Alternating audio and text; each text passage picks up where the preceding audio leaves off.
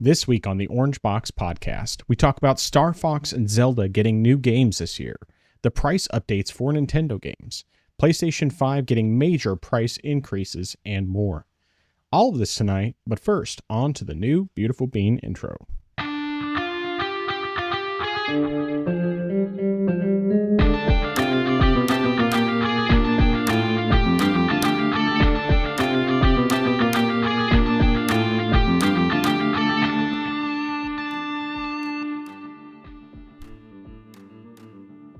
Welcome to the place where PC and console gaming talk combine. This is the Orange Box Podcast, episode 130. I am your host, the man who insists that the billion-dollar companies raising prices are not because they are greedy, Nathan, also known as the Frozen Gamer 87. And joining me, as always, the man who is the inspiration for Black Snape, Justin, better known as I am Zaracon. How you doing today? How's your week been? Not bad. Not bad. To be honest, I really can't remember too much of what happened this past week. Only thing that I probably would say has been happy is finally getting just plans together for Easter and whatnot, as far as like dinner arrangements and stuff. So gotta do some shopping beforehand, but we're gonna have just like a blend of stuff, people bringing stuff together. Nice. And whatnot, so just getting ready for that, really. Weather has been up and down this past week. It's starting to stabilize more, but I think because it had been, at least the past few days had just been hot and cold, I got a bit of a sore throat this morning, and so I'm just trying to get over this mild cold here. Yeah. But really, other than that, not too much has happened. All right. Well, I hope that it doesn't turn into anything worse and you get over it quickly.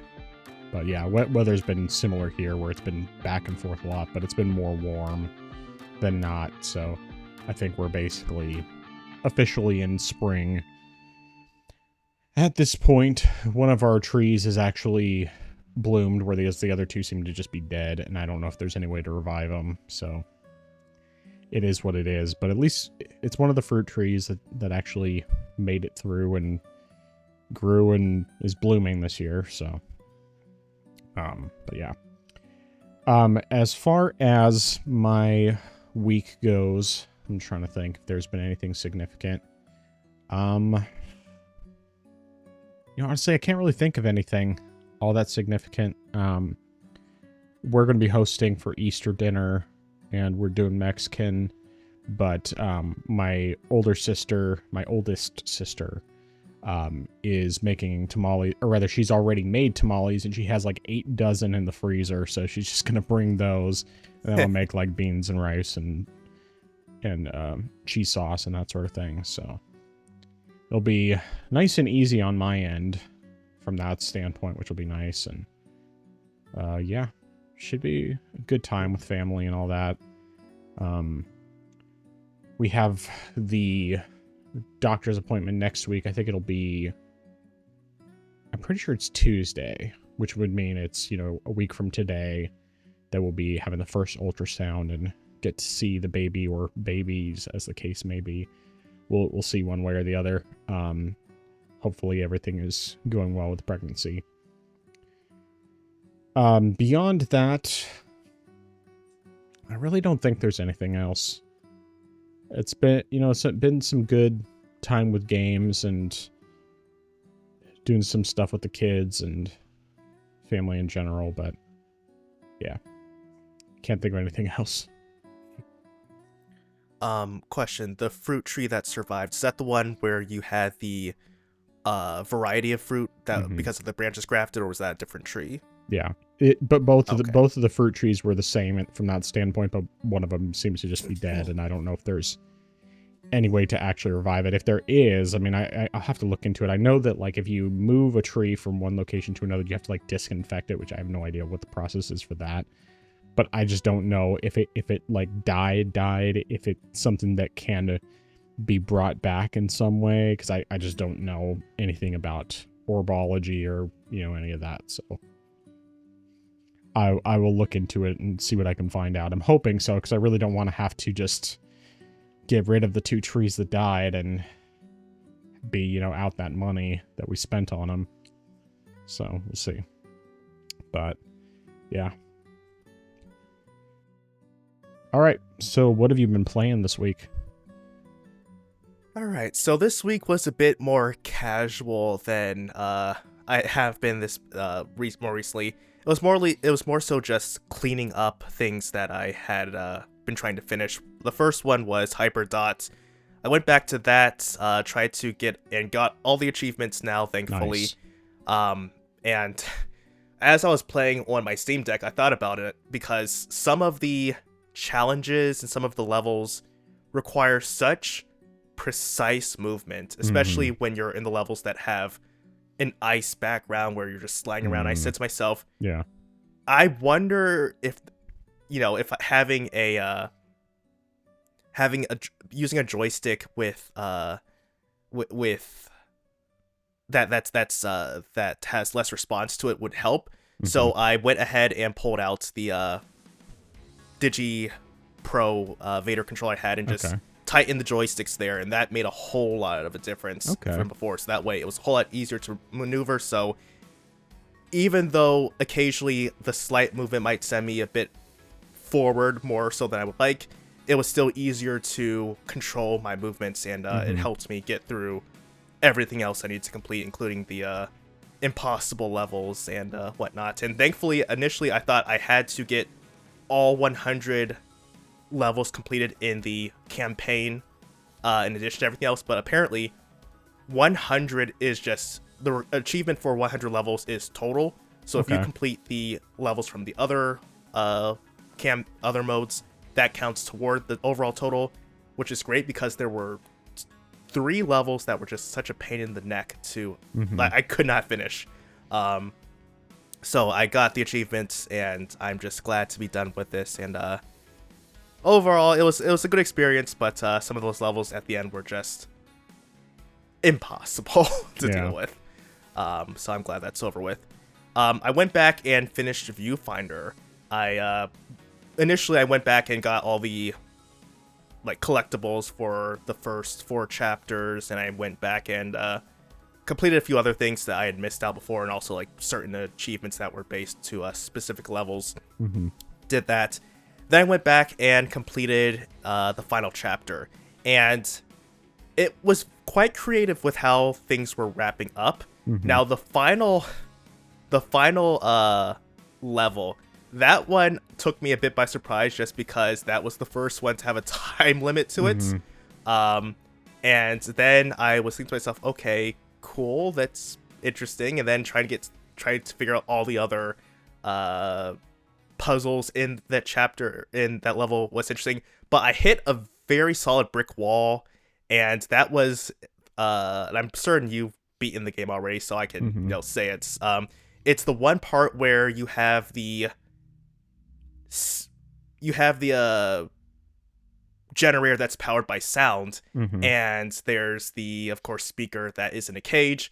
And initially I thought, all right, cool, if I copy the photo of the battery from one of the earlier segments, I can just drop that right into the cage, and that's fine. However, I then wasn't able to figure out how to get another battery in there, and that kept messing me up. I kept running out of time, and I kept messing up so many different times, and I was really getting frustrated. I said, okay, what am I missing here? What am I doing wrong? And then I just casually looked online and said, hey, just to see, what the solution was. And then someone said, or at least someone said that they sort of just cheated that part and took a picture of the boombox earlier on and just brought it with them. And I was like, you know what? That's a whole lot easier to jump here on everything else. So I did that, and then from that point on, I was able to finish the rest of the level. But overall, it's a great puzzle game. It's very neat. I like a lot of the reality warping aspects of things, and it's fun. It does something that's more different than the usual puzzle game, so it's very solid. Now, like I said, the dialogue, not so much of a fan of that part, especially with the cringe stuff earlier on. But overall, as far as like the game mechanics go, it's solid, and I enjoyed that. After all that, I wasn't entirely certain what I wanted to do. I know I still have to go back to Hades 2, but I had a bit of an itch for Castlevania.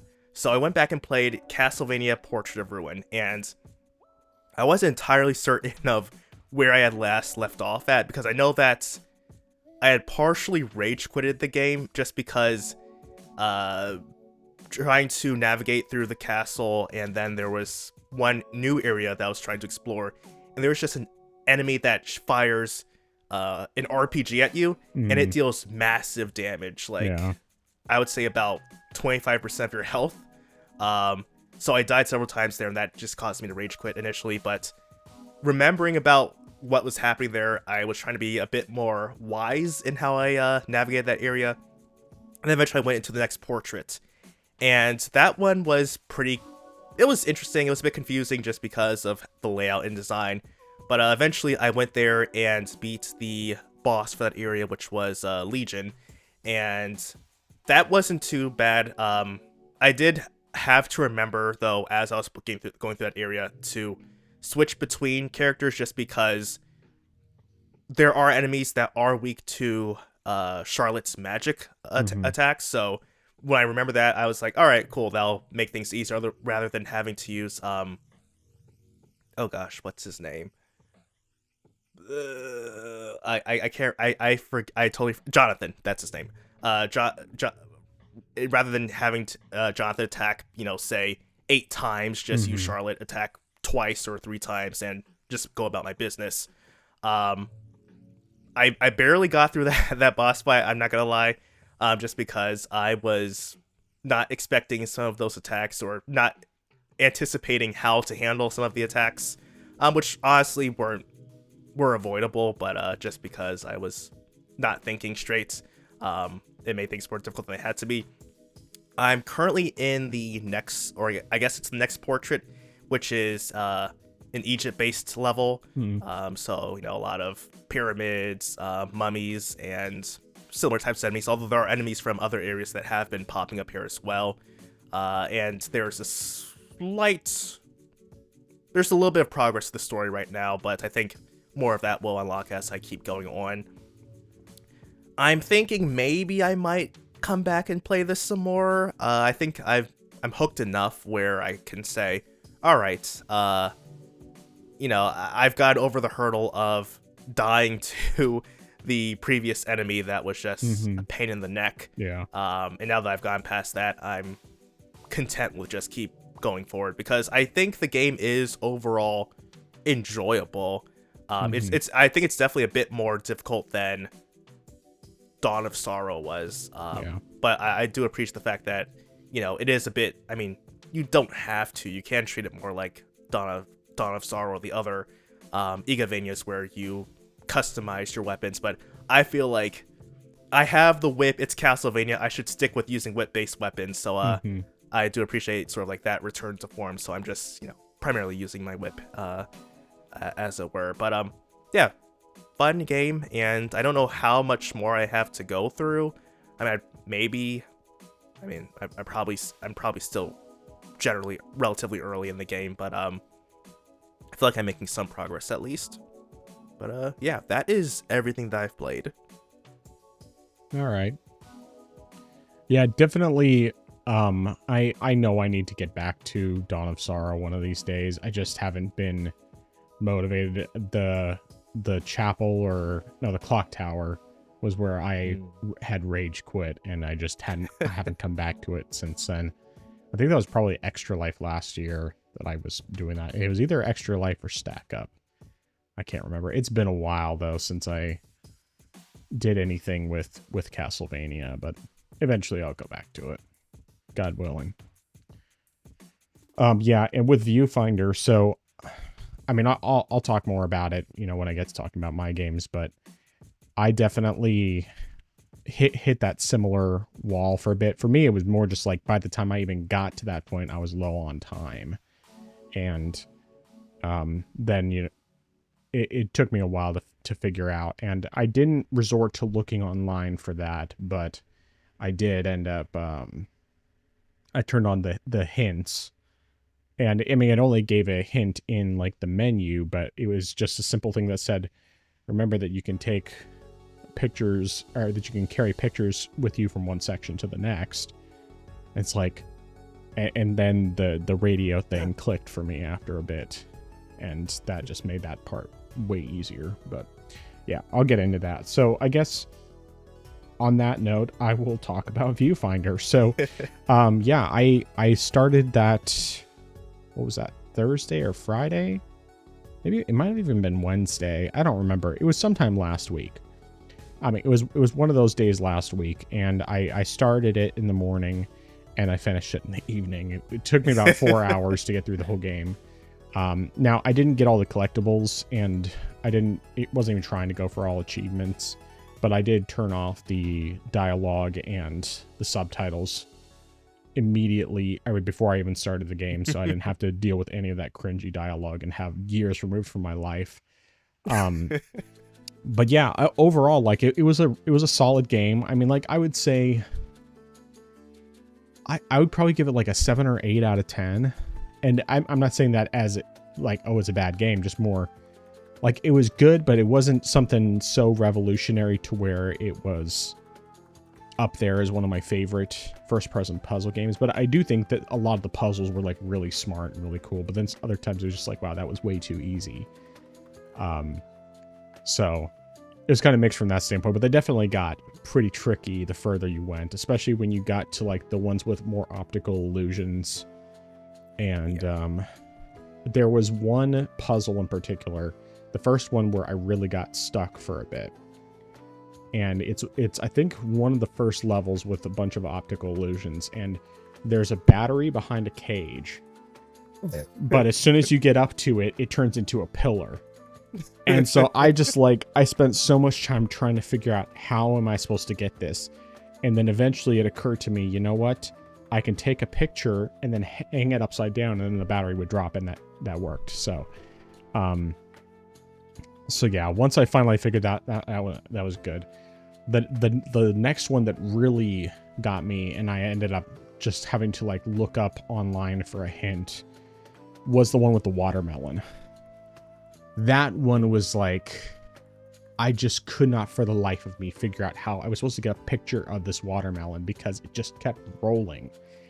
And it's like, it didn't even occur to me, I can slice the watermelon so that it doesn't roll. And once I found that, it's like, okay, that makes so much more sense. It's like, I knew it had to be something that was obvious that just wasn't occurring to me. But yeah. And then that last, the timed puzzle took me quite a bit of tries. I mean, I did get more efficient the more I did it, but definitely like multiple situations, I would get to, well, multiple times before, I didn't even make it to that one with the battery in the cage. But then once I got there, I don't know, probably 3-4 times before the hint about bringing pictures from one level to another, it finally occurred to me, oh, I could bring the radio, and that would trigger the sound thing without having to mess with the batteries and the switches and all that. So yeah, but I mean, like there were some really smart, really creative puzzles in there, and I definitely liked it from that standpoint. I'm not sure where I would rank this in terms of the different first-person puzzle games I played, but I think the only real reason why I can't rank it as high is just because of the simple fact that I know it has such cringy dialogue, and so like I don't even know what the story was supposed to be, because I didn't want to listen to any of that stuff. I didn't want to have years removed from my life, like you said. And so I don't even really know what the story was, but it took me roughly about 4 hours to get all the way through the game. Maybe a little bit less than that. I think it was like 3.8. It might be what I have on Steam. But yeah, overall, I enjoyed it. I'm glad that hearing from you was enough to like convince me to finally give it a go. And yeah, play through it, clear it out of my backlog. I did play a little more Persona 3 Reload, just basically during a short car trip because I didn't want to. It was just something that I knew I could play for a little bit, and didn't have to worry about it too much. So the footage that's playing is just footage I recorded last week, nothing new, but just slowly grinding away at that. That's basically how it's going to be for this game for the rest of what I have to do to get the remaining achievements and complete the story for episode Aegis. But yeah, so that's all it is for that. I did end up playing a little more of Kana Bridge of Spirits, and I just ran that on the Steam Deck. I got past the encounter that I was stuck at, and I did a few other encounters like that, at least one or two other ones. One thing that I definitely found is with this game is enemies that are bosses in earlier encounters, or mini bosses, turn into just mini bosses. Well, I should say enemies that are bosses in earlier encounters will eventually turn into mini bosses that you face again. So I have faced at least a few of the former bosses a few times as mini bosses, and yeah, ended up getting stuck a little bit. But yeah, I just played natively on the Steam Deck, and still pretty happy with the performance overall there. I mean, it's obviously much better on my desktop, but I wasn't really playing a whole lot. I just kind of had an itch to play something a little more difficult, and I've been kind of wanting to play some Souls-like stuff, and of course I had just that feeling of like I need to stop starting new games without finishing ones I've already been working on. So I was playing that a little bit.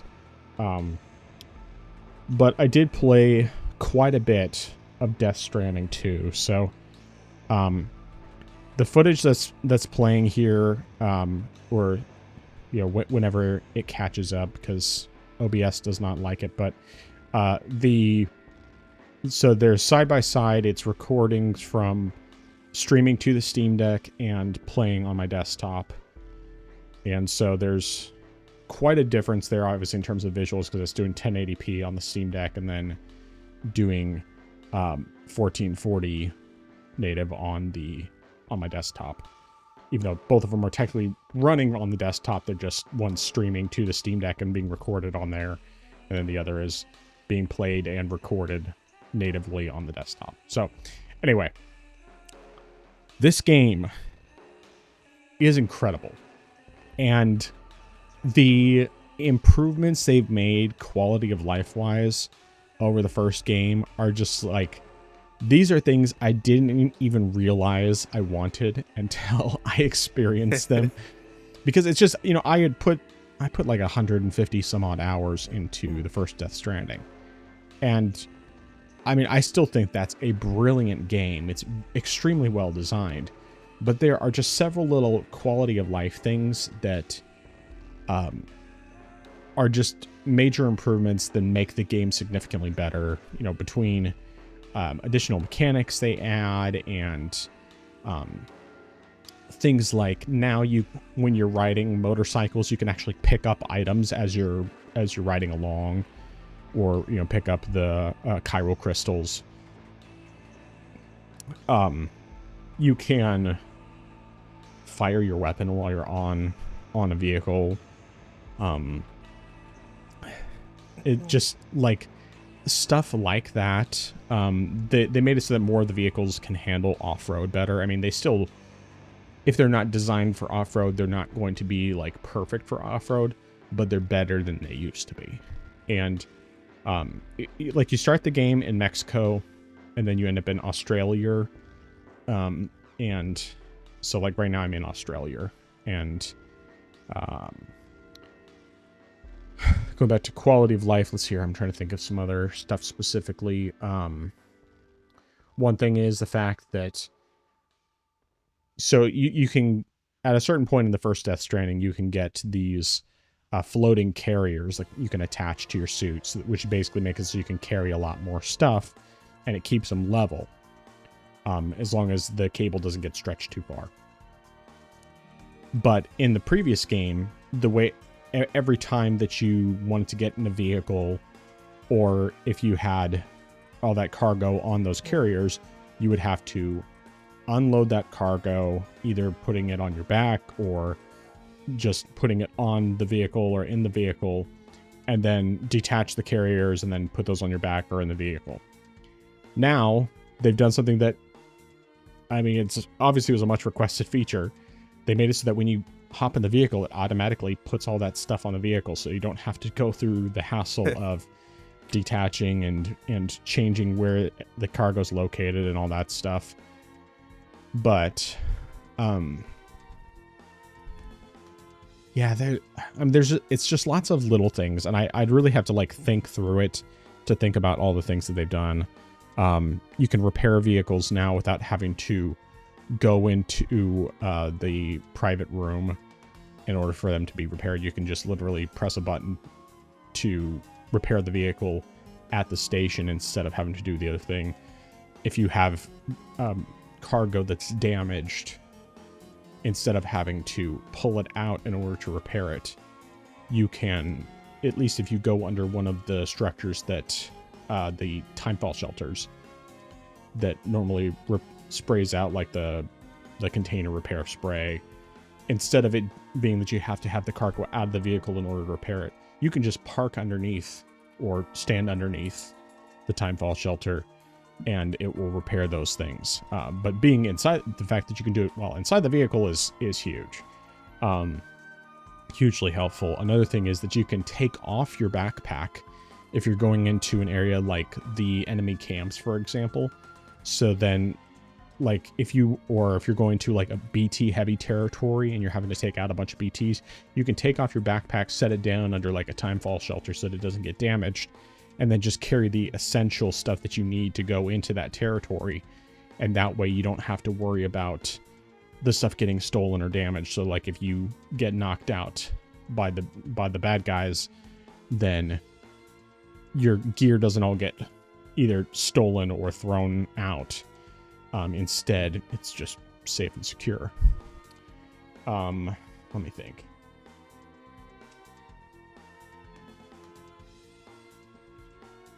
You start off with boss fights more early. Like some pretty significant, definitely designed by Kojima boss fights. And the footage that's playing here is both the first and second boss fights that you do in the game. But yeah, there's so much stuff that's added and things that just are big quality of life improvements that really have made this game even more enjoyable than the first. And that is something that I just like. I would have been perfectly fine with it being basically the same as the first with a couple of minor, updates.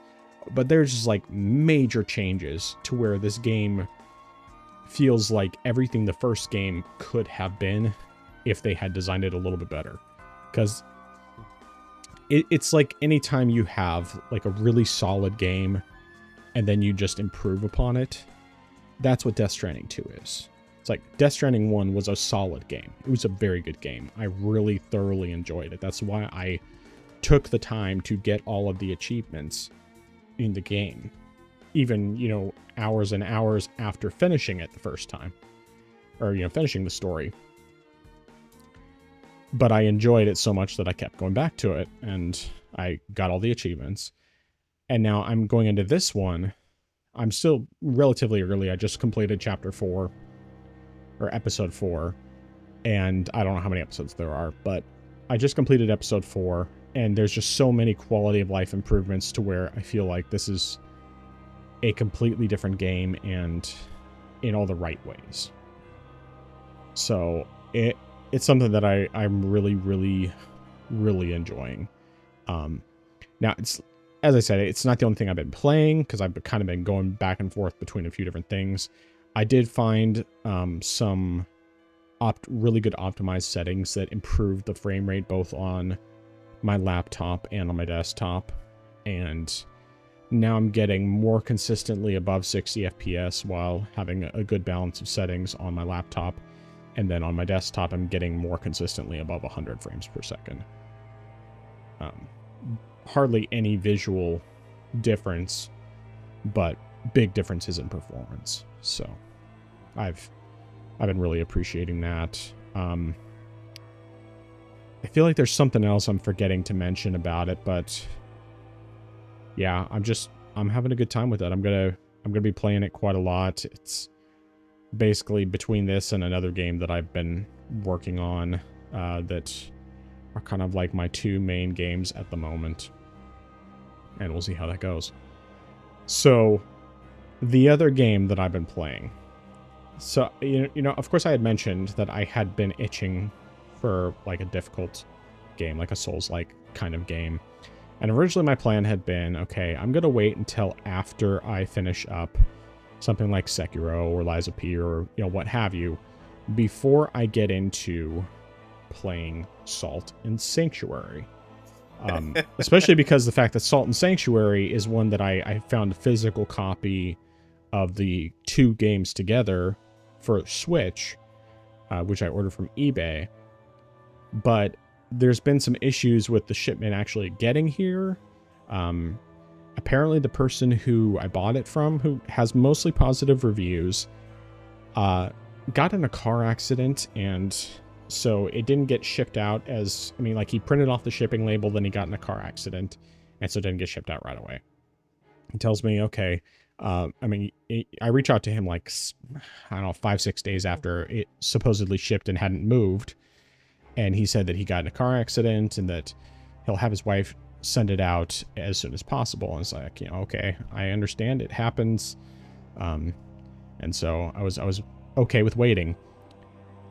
But he, with all that drama, it still hasn't gotten anywhere. I reached out to him again, I don't know, I think it was Saturday maybe.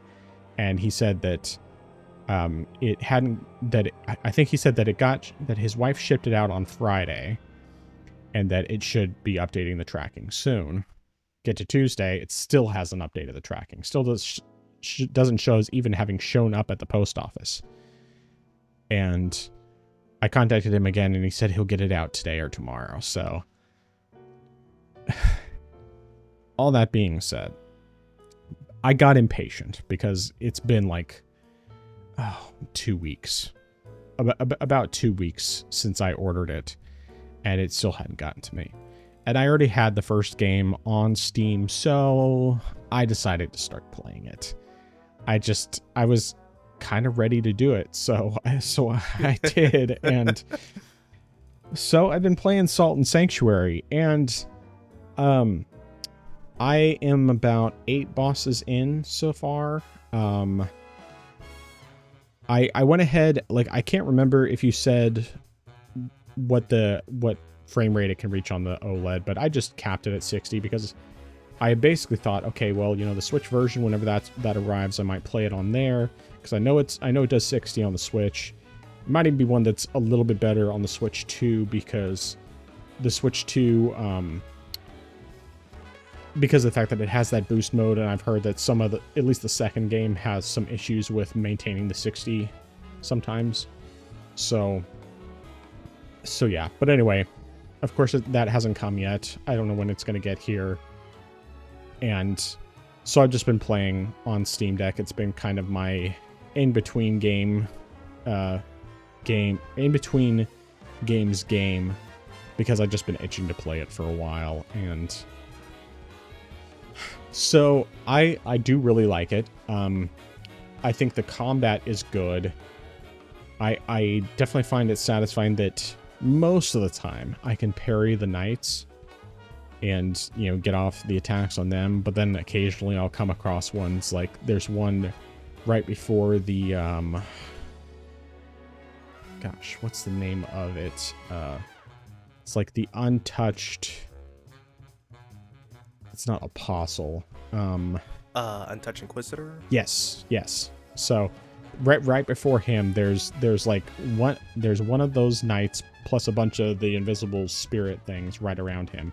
And of course, because these knights respawn all the time, I'd go off and I'd have to deal with them and the knight. And then there was one time where I just was having a really hard time parrying him, and then even if I managed to take care of all the spirits, he would just get off enough hits on me and then he'd kill me. And it seemed like his health was increasing every time I fought him, almost like he was like whatever he took from the health that I didn't take off of him, he increased his health because I got multiple parries on him and he still was alive. But anyway, so I enjoy the combat overall. I do. I've been playing I've been playing strength build. Once I got my great sword, I can't remember what the actual name of it is, but it basically reminds me a lot of I'm not really Zweihander. It doesn't look like Zweihander. Appearance-wise, it looks more like, oh gosh, I want to say Gladius is the name of the sword in Dark Souls, but it's, long like Zweihander. So that's been my go-to for a while. And the so I've been playing mostly with that. Bosses I've gotten through so far, I can't remember the name of the first guy. I mean, it was I think it was Sodden Knight was probably the first one. Yeah. And then the Queen of Smiles, Mad Alchemist, I'll remember the other ones as they come up in the footage, but I will definitely say, as much as I like the combat, I have died way more times to either the platforming or the random enemies. Way more than I've died to the bosses. And some of the higher level bosses I've actually had an easier time with than the lower level bosses.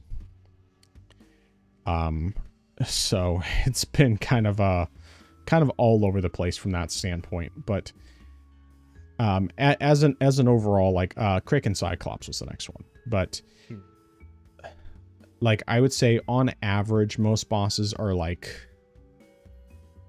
3 to 5 attempts before I beat them. There's been I think 2 of them I got on my first try. Kraken Cyclops might have been one of them, actually. I think Kraken Cyclops was one, and the Imposter Jester, or whatever he's called, was another one that I got on my first try, for sure. Came across him completely by accident. I don't even think I saw any candles before I went into his arena, and I just saw him there and started attacking him, and then the thing popped up and fought him. But then like the third lamb, which I don't know why it's called the third lamb, because it doesn't look anything like a lamb, but that one gave me a lot of trouble. But I had probably, I'm trying to think, of course the Untouched Inquisitor, I had very little difficulty with the boss itself. I mostly had difficulty with the enemies right in front of the boss arena, until I finally decided to just start running past them and dodging past them. And so it's like I dodged past, killed the ghosts, and then go into the boss fight, and then I was fine, and the fight itself wasn't too bad. I mean, it still took me a handful of tries, but like I said, I died way more to the knight and the ghosts than I did to the actual boss. Let me think here.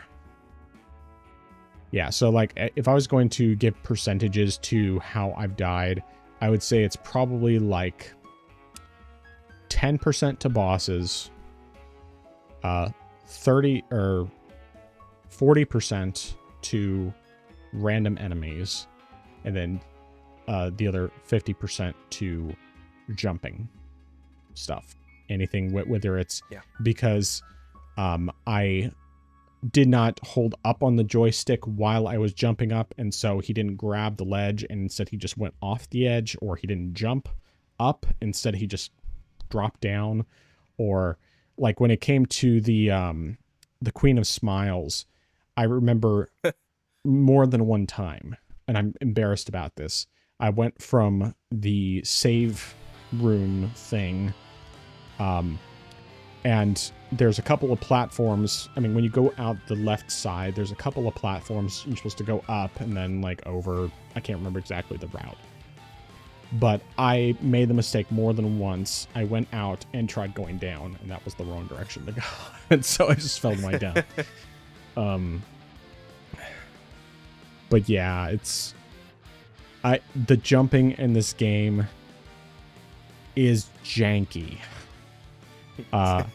Crick and Worm was the next one. That was another one that gave me quite a bit of trouble. But yeah, the jumping in this game, I think, is probably the one thing that I really have to say what is not good about the game. Because, when I think, okay, Metroidvania, it should have Metroidvania elements, although it took me a while to even get any of the brands that actually give you any sort of powers. And right now I only have 3 of them so far. I got the one that lets you reverse gravity. I got that first. Then I got the wall jump, and then I got the one that makes the invisible platforms appear. But yeah, the jumping is really janky in this game, and it took me. I just know I'm gonna die a bunch with that. I'm hoping in the next game, maybe they improve the platforming. I mean, I don't necessarily expect them to be like, oh, you don't actually die when you fall, because it's a Souls-like. It makes sense for you to die when you fall. I just wish that the platforming was a little better than it is, because when I think of Metroidvanias, I usually think, okay, the platforming is good, and yes, there's certainly skill issue involved, but there's a difference between skill issue and just bad controls, and I think that this one, it's much more the latter than the former. Even though there's certainly plenty of skill issues for me. So, yeah. I don't think there's really much else to say. I'm pretty much like, I'm playing this one and Death Stranding 2 are the 2 main things right now. Since this one I know is not going to be a super long game, I mean, I know that I only have about a third of the total number of bosses, even though a lot of them are optional, completed. But it's scratching that Souls-like itch, and it was kind of cool getting armor that's basically like the Bloodborne armor. I liked that. And it looked like there was a pistol that you could get that was basically like the Bloodborne pistol too, but I don't have the ability to equip that at the moment. So I'm still just kind of messing around with it, and I could see lots of potential there. Probably the one thing that I have, what was I saying? I don't know. It doesn't really matter. I'm not sure if I have anything else to say. I'm sure it'll come to mind a little bit later, but yeah. Yeah, Untouched Inquisitor is 6 candles. And I feel like that was one of the easier boss fights that I've done. I mean, it still took me several tries, but I died way more on the way to the boss than I did against the boss itself, especially once I figured out that quite a few of the attacks I can literally just stand directly underneath it. And it's easier. It's like move to one side of the arena, run over, attack it in the air, and then move to the other side, and then it's easy to avoid the majority of its attacks. But yeah. So, a friend of mine recommended checking out another 2D Souls-like, which I noticed you also have in your library. I don't know if you've actually played it, but it was on sale, and what was it called? Let me look it up real quick. It's called Tales of Iron. It's like where you play as a rat. But yeah, Rat Knight. But it was on sale. I mean, I could get the game by itself for under $5, the game with the soundtrack for under $6, and then the game with the soundtrack and all additional content for just over $7. It's like, I'll just get the full thing. But yeah, okay. That is all I have on all those games. Okay. Yeah, welcome to Salt and Sanctuary. I definitely agree. There is a bit of a jank to the controls. I feel like they really tried to see if Dark Souls was a platformer, how janky would the platforming be? And they they just adapted it 1-to-1 essentially without trying to make it more smooth. And I would say for the most part, based upon how far you've gotten in the game, I think the platform is going to be really just that difficult. I think one of the most difficult parts of the game are when you're in the I can't remember what it's called, but like the wood area before you get to the Mad Alchemist. Like in that area, it has one of the worst platforming parts just because of the platforms that just break after a second you're on them. So I would say like that's one of the harder platforming areas. There are a couple other ones, but those partially have to do with optional areas. Like there's one where you can go to where there's a hidden covenant that you can join, and it requires just doing a bunch of this absurd platforming. Trying to get the timing right for some of the stuff is because it's the platforms that disappear, and trying to get it right is a pain in the butt. That's one of the harder areas. And then another one is when you get to another area, which is for one of the optional bosses. But those two I would say would probably be the hardest areas. Other than that, it shouldn't be much more difficult than what you've experienced so far in the game. You've definitely made quite a bit of progress, I will say that. Because, I mean, it definitely took me a while when I first played the game, trying to get through it. Granted, Salt and Sanctuary was actually my very first Souls-like game in general, before I even played Dark Souls. So, I mean, that's part of the reason why, but still, you've definitely made much faster progress than I did. And also just commenting on the False Jester, just because of I also did not see his candles either until, after I beat the boss fight and left, and I said, oh, the candle was right there the whole time. I think there's one other boss, which is who is it? I think it's let me pull up his name, because I like, there aren't too many, but there are a couple other ones where you don't necessarily see where the candles are, and then you just realize, oh wait, I'm in a boss fight right now, and I can't go back. You can't actually use the bell to get out of those boss fights. True, that is true. The problem though is with me personally, I never think to equip them, so by the time I'm in there, it's just too late for me. I don't know why I don't equip them. I think it's more so just like I want to only have healing items available, so that way I don't have to like cycle through my inventory. Let's see, what's his name? It's the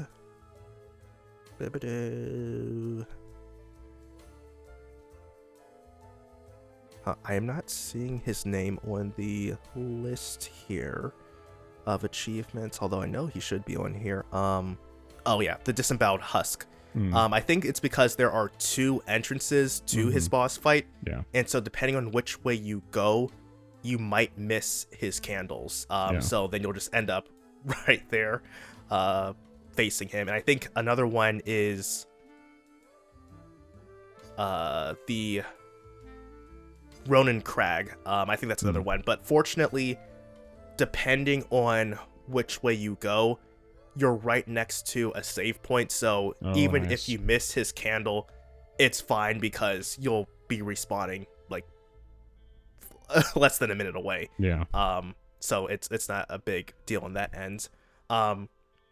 Regarding the knights that you mentioned, as far as like with the health, having more health, was that a knight that you had, or a knight that had killed you before? Yes. Okay, yeah. So if in fact, I think in some cases it killed me multiple times. Yeah, so enemies that do kill you and do have your salt, they will actually have higher HP until you kill them. Yeah, that it's a bit annoying, but yeah, it definitely is the case for its for enemies there.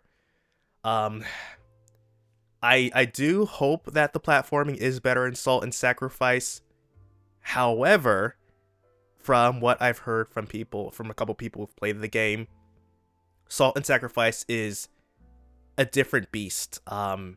It's kind of like Souls-like mixed with Monster Hunter.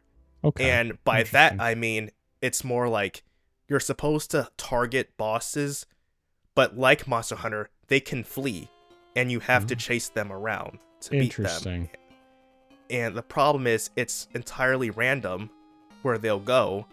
And it some people from what I've heard weren't too fond of that. I haven't played Salt and Sacrifice, so I can't speak to that personally. But it is different in that aspect. I don't know how the platforming is though. No one has commented on that though. But yeah, definitely good stuff there.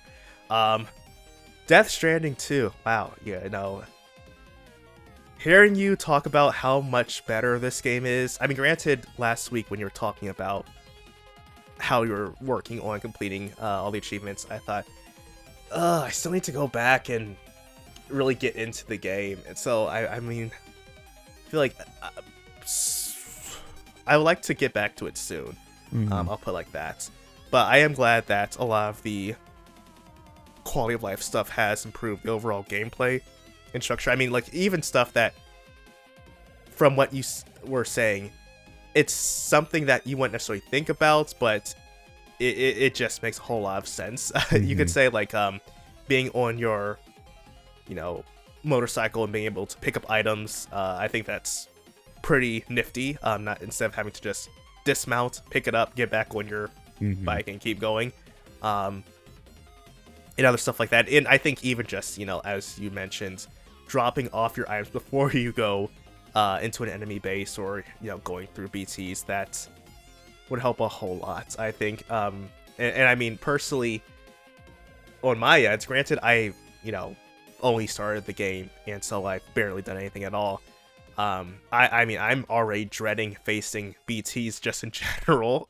So, having to go through an area infested with them, and carrying cargo is just it's not gonna be a fun time, or at least initially it won't be a fun time, but yeah, well, it does get easier as you go. I mean, let's not say it's always going to be easy, because there are some times where they'll still get me and everything, but like I found, especially for one, like when you have the blood grenades, those make a big difference, because a lot of times those can take out BTs pretty quickly, at least other than the really big ones that take a lot more.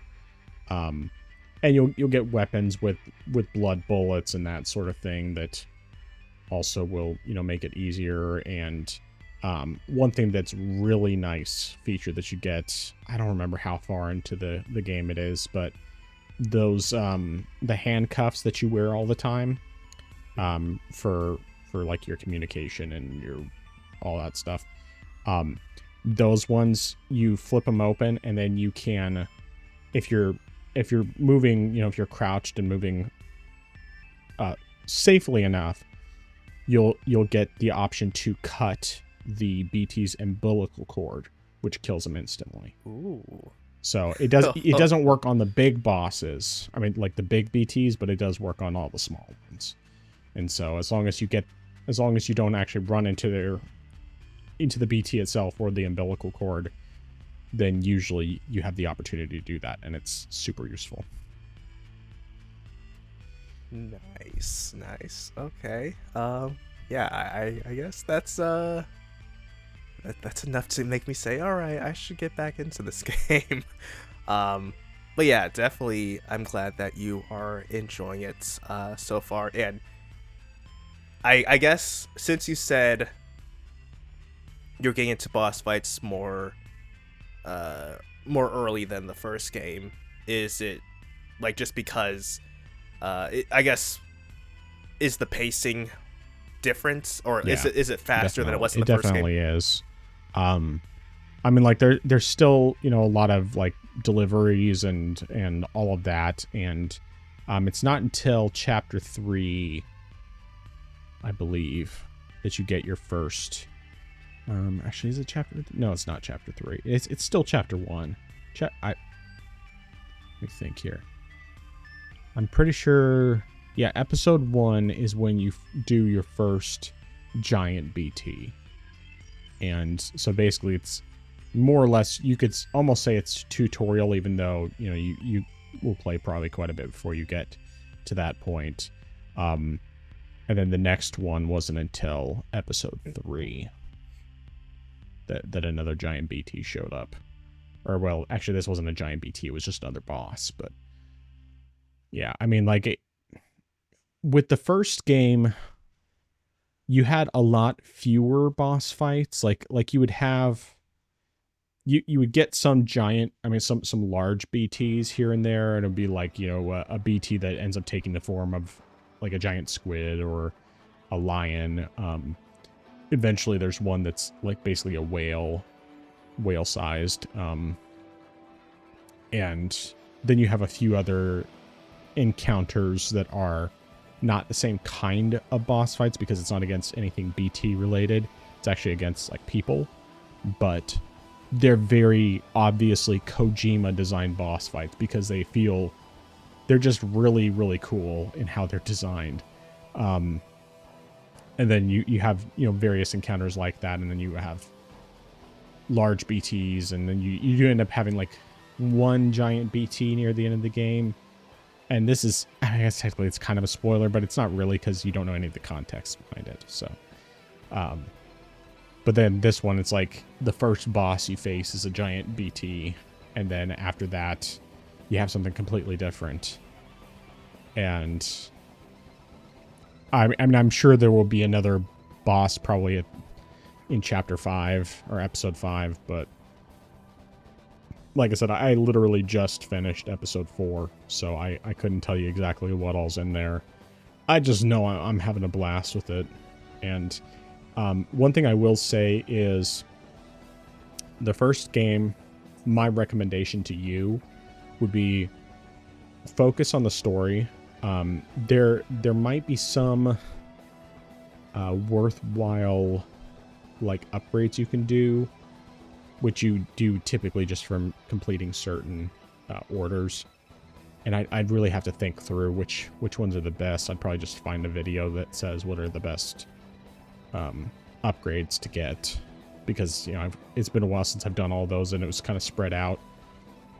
But I definitely wouldn't, to you or anyone else, say you should go for all achievements unless you just really enjoy the game, because Death Stranding 2 is drastically improved over the first game, but there's no point in getting it until it drops in price. And it will drop in price. It'll get cheap, and you might as well just take your time with the first game until you're satisfied with it. And if you decide I'm going to play the story and then after that I'm ready to move on, and Death Stranding 2 is $30, I want to go for it, then by all means. But the first game, like recently, I think I got it for $8 or something. I got a key that I gave away. In fact, that might even be how you have the game. But yeah. One more question. So you mentioned that the game takes place in Mexico and Australia. So do you traverse back and forth, or it's just one chapter, or like say like for the intro for the game you're in Mexico and then the rest of the game takes place in Australia, or is it just like you cycle back and forth? So it's very similar to how it is in the first game, where Mexico is your intro area. And then after you complete that first episode, you leave Mexico, but you still have the ability to come back. Okay. Yeah, I was partially curious because I was thinking to myself, all right, I understand like the concept of the first game was just to connect America all over again. So I'm like thinking to myself, are you gonna connect Mexico and Australia? Yeah, the game explains it pretty early, but more than anything, it's just trying to extend the network even further than you did it. Because the first game it was extending across the entire U.S. and then from there it's supposed to they go into the other stuff. But I won't talk about story wise or anything like that, how all that works. Okay. I think those were all my questions that I had. Yeah, I think those were all my questions. All right, sounds good. All right, well, let's get into the news, and we have some pretty big things this week, but I don't know, what do you think? Do you think we should start with the biggest topic, or do you think we should start with some of the smaller ones? Honestly, it could go either way. We could, build up to it, or we could, just go boom. All right, so let's just start off with the thing that's, I think, more positive news, at least overall. That is the fact that, according to Nate the Hate, this summer we are getting a brand new Star Fox game for the Switch, at least Switch 2. I don't know if it's Switch and Switch 2. I would assume it's both. And it'll probably just, look and run better on the Switch 2.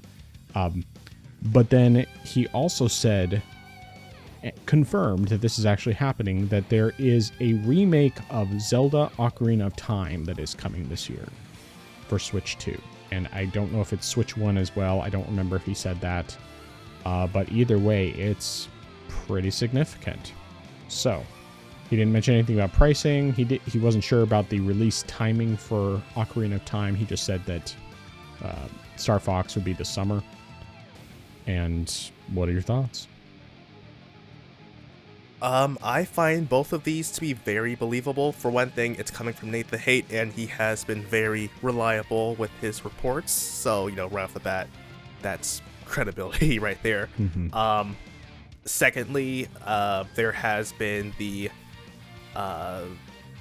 promotional material that has Fox McCloud showing up in the Super Mario Galaxy movie. Mm-hmm. And so, that gives, that definitely, suggests that, hey, there's a reason why he's here, and the reason why is because he's going to help promote the upcoming Star Fox game.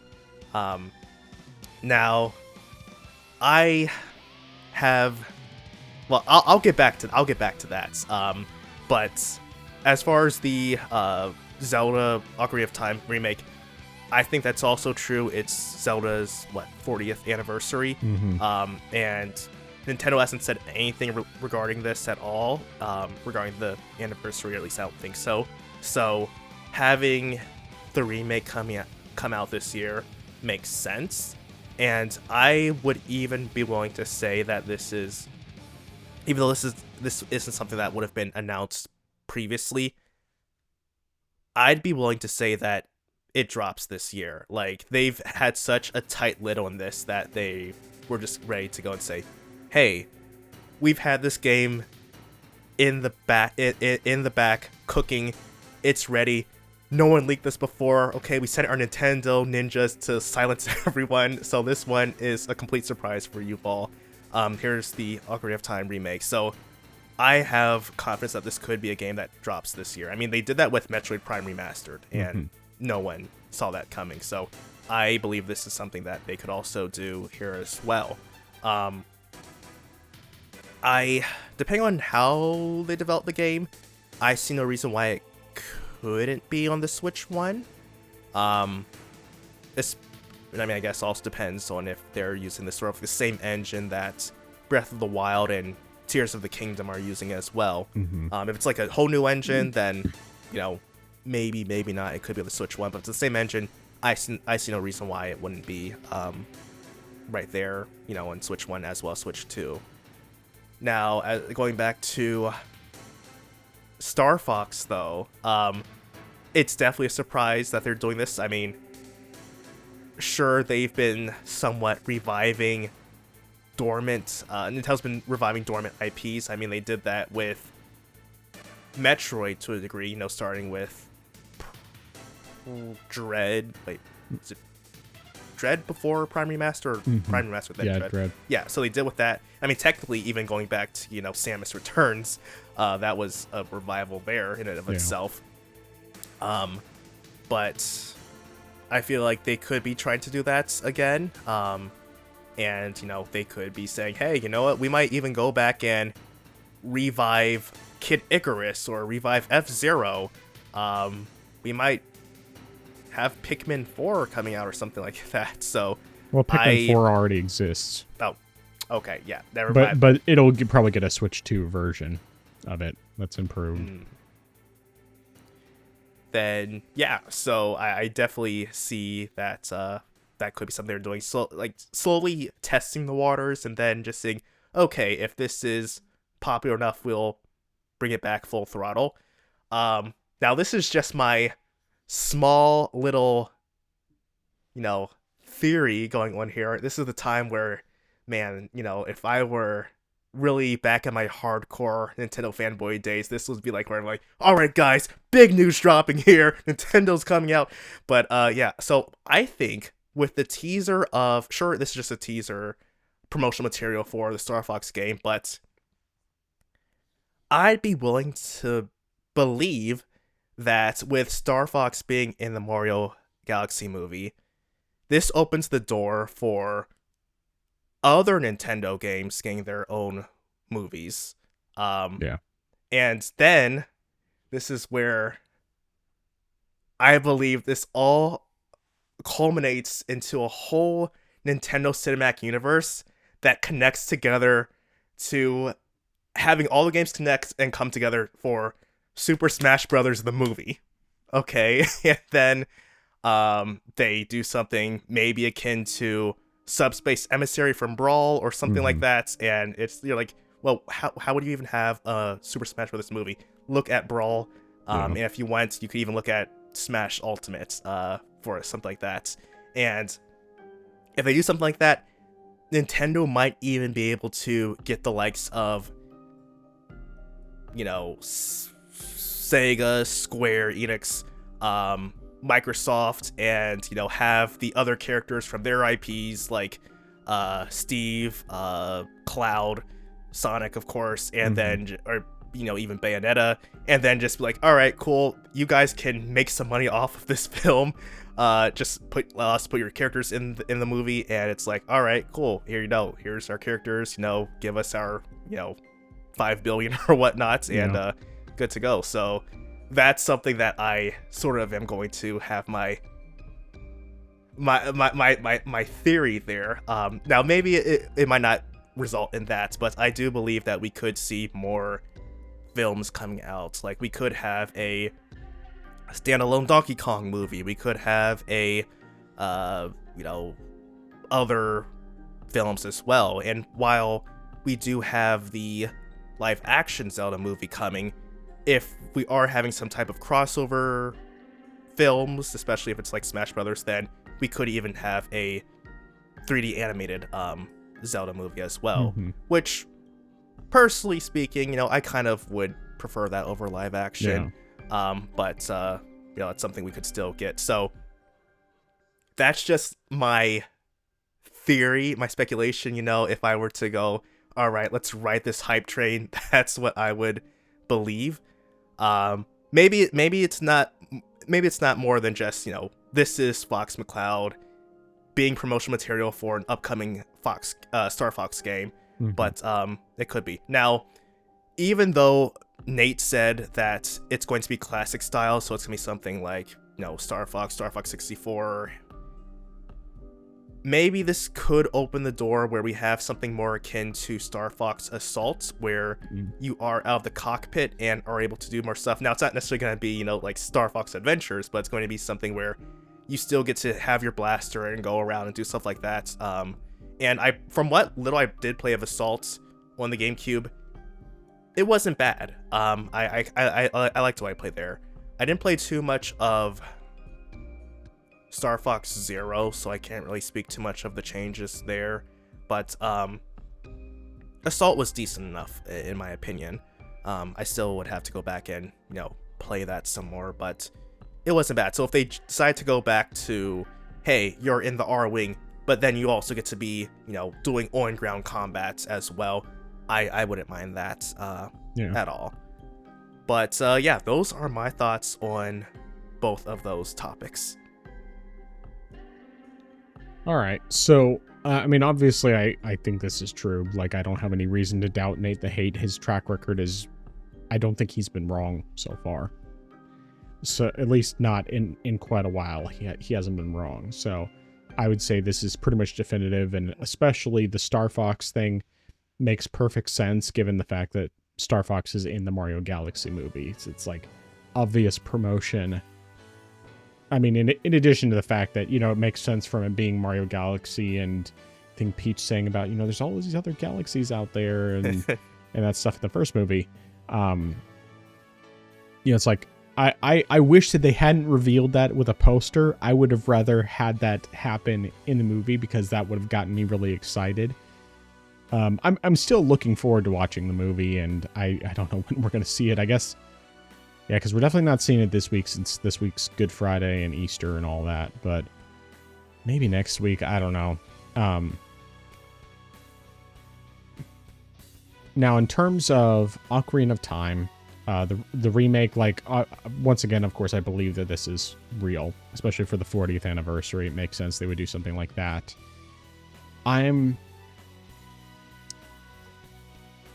kind of mixed on how much I am excited about it, because I love Ocarina of Time. It was the first Zelda game I played on the first Nintendo console I actually owned, and it's a very special game to me. I really truly love that game. It's my favorite Zelda game. My thing is, while I expect it's going to be a very high quality game, assuming they don't decide to inject identity politics into it or whatever, considering what they did with Miitopia, or not Miitopia. What's the name of that game? The one that's, is it Miitopia? I can't remember, but anyway, assuming that they don't inject anything like that in there, and they just keep it true to the original, do whatever it is that they do without adding stuff that doesn't need to be in there. It could be really great. And I'm sure that visually it's going to be impressive. I'm sure it's going to be a very good looking game. I don't know. I don't want them to make it Breath of the Wild. I don't want it to be like that at all, because they need to be different from each other. Breath of the Wild was great. Tears of the Kingdom was great as well, but even if a lot of it was the same, it also had a lot of things that were better about it. But Ocarina of Time, it's just completely separate type of Zelda game, and I don't want them to change that. So how excited I'll be about this is largely going to depend on what they do with it, because I don't want them to drastically change the original. I'd be fine with them adding some additional content as long as it fits. I just don't want it to be this is a completely different game than the original game, to the point where it kind of feels like a violation, I guess you could say. I mean, the plus side is if they do completely ruin it, I already have the best versions of Ocarina of Time. I could play the original, which I would just play the PC decompilation of that, because that's the best version of the original. There's the 3DS version, which is the best non-PC version of the game. And, of course, I've played the game a bunch of times. I bought it multiple times. And I don't really need an Ocarina of Time remake, but if this is something that actually looks good, that actually looks like something that's worth my time, I'd be willing to buy it.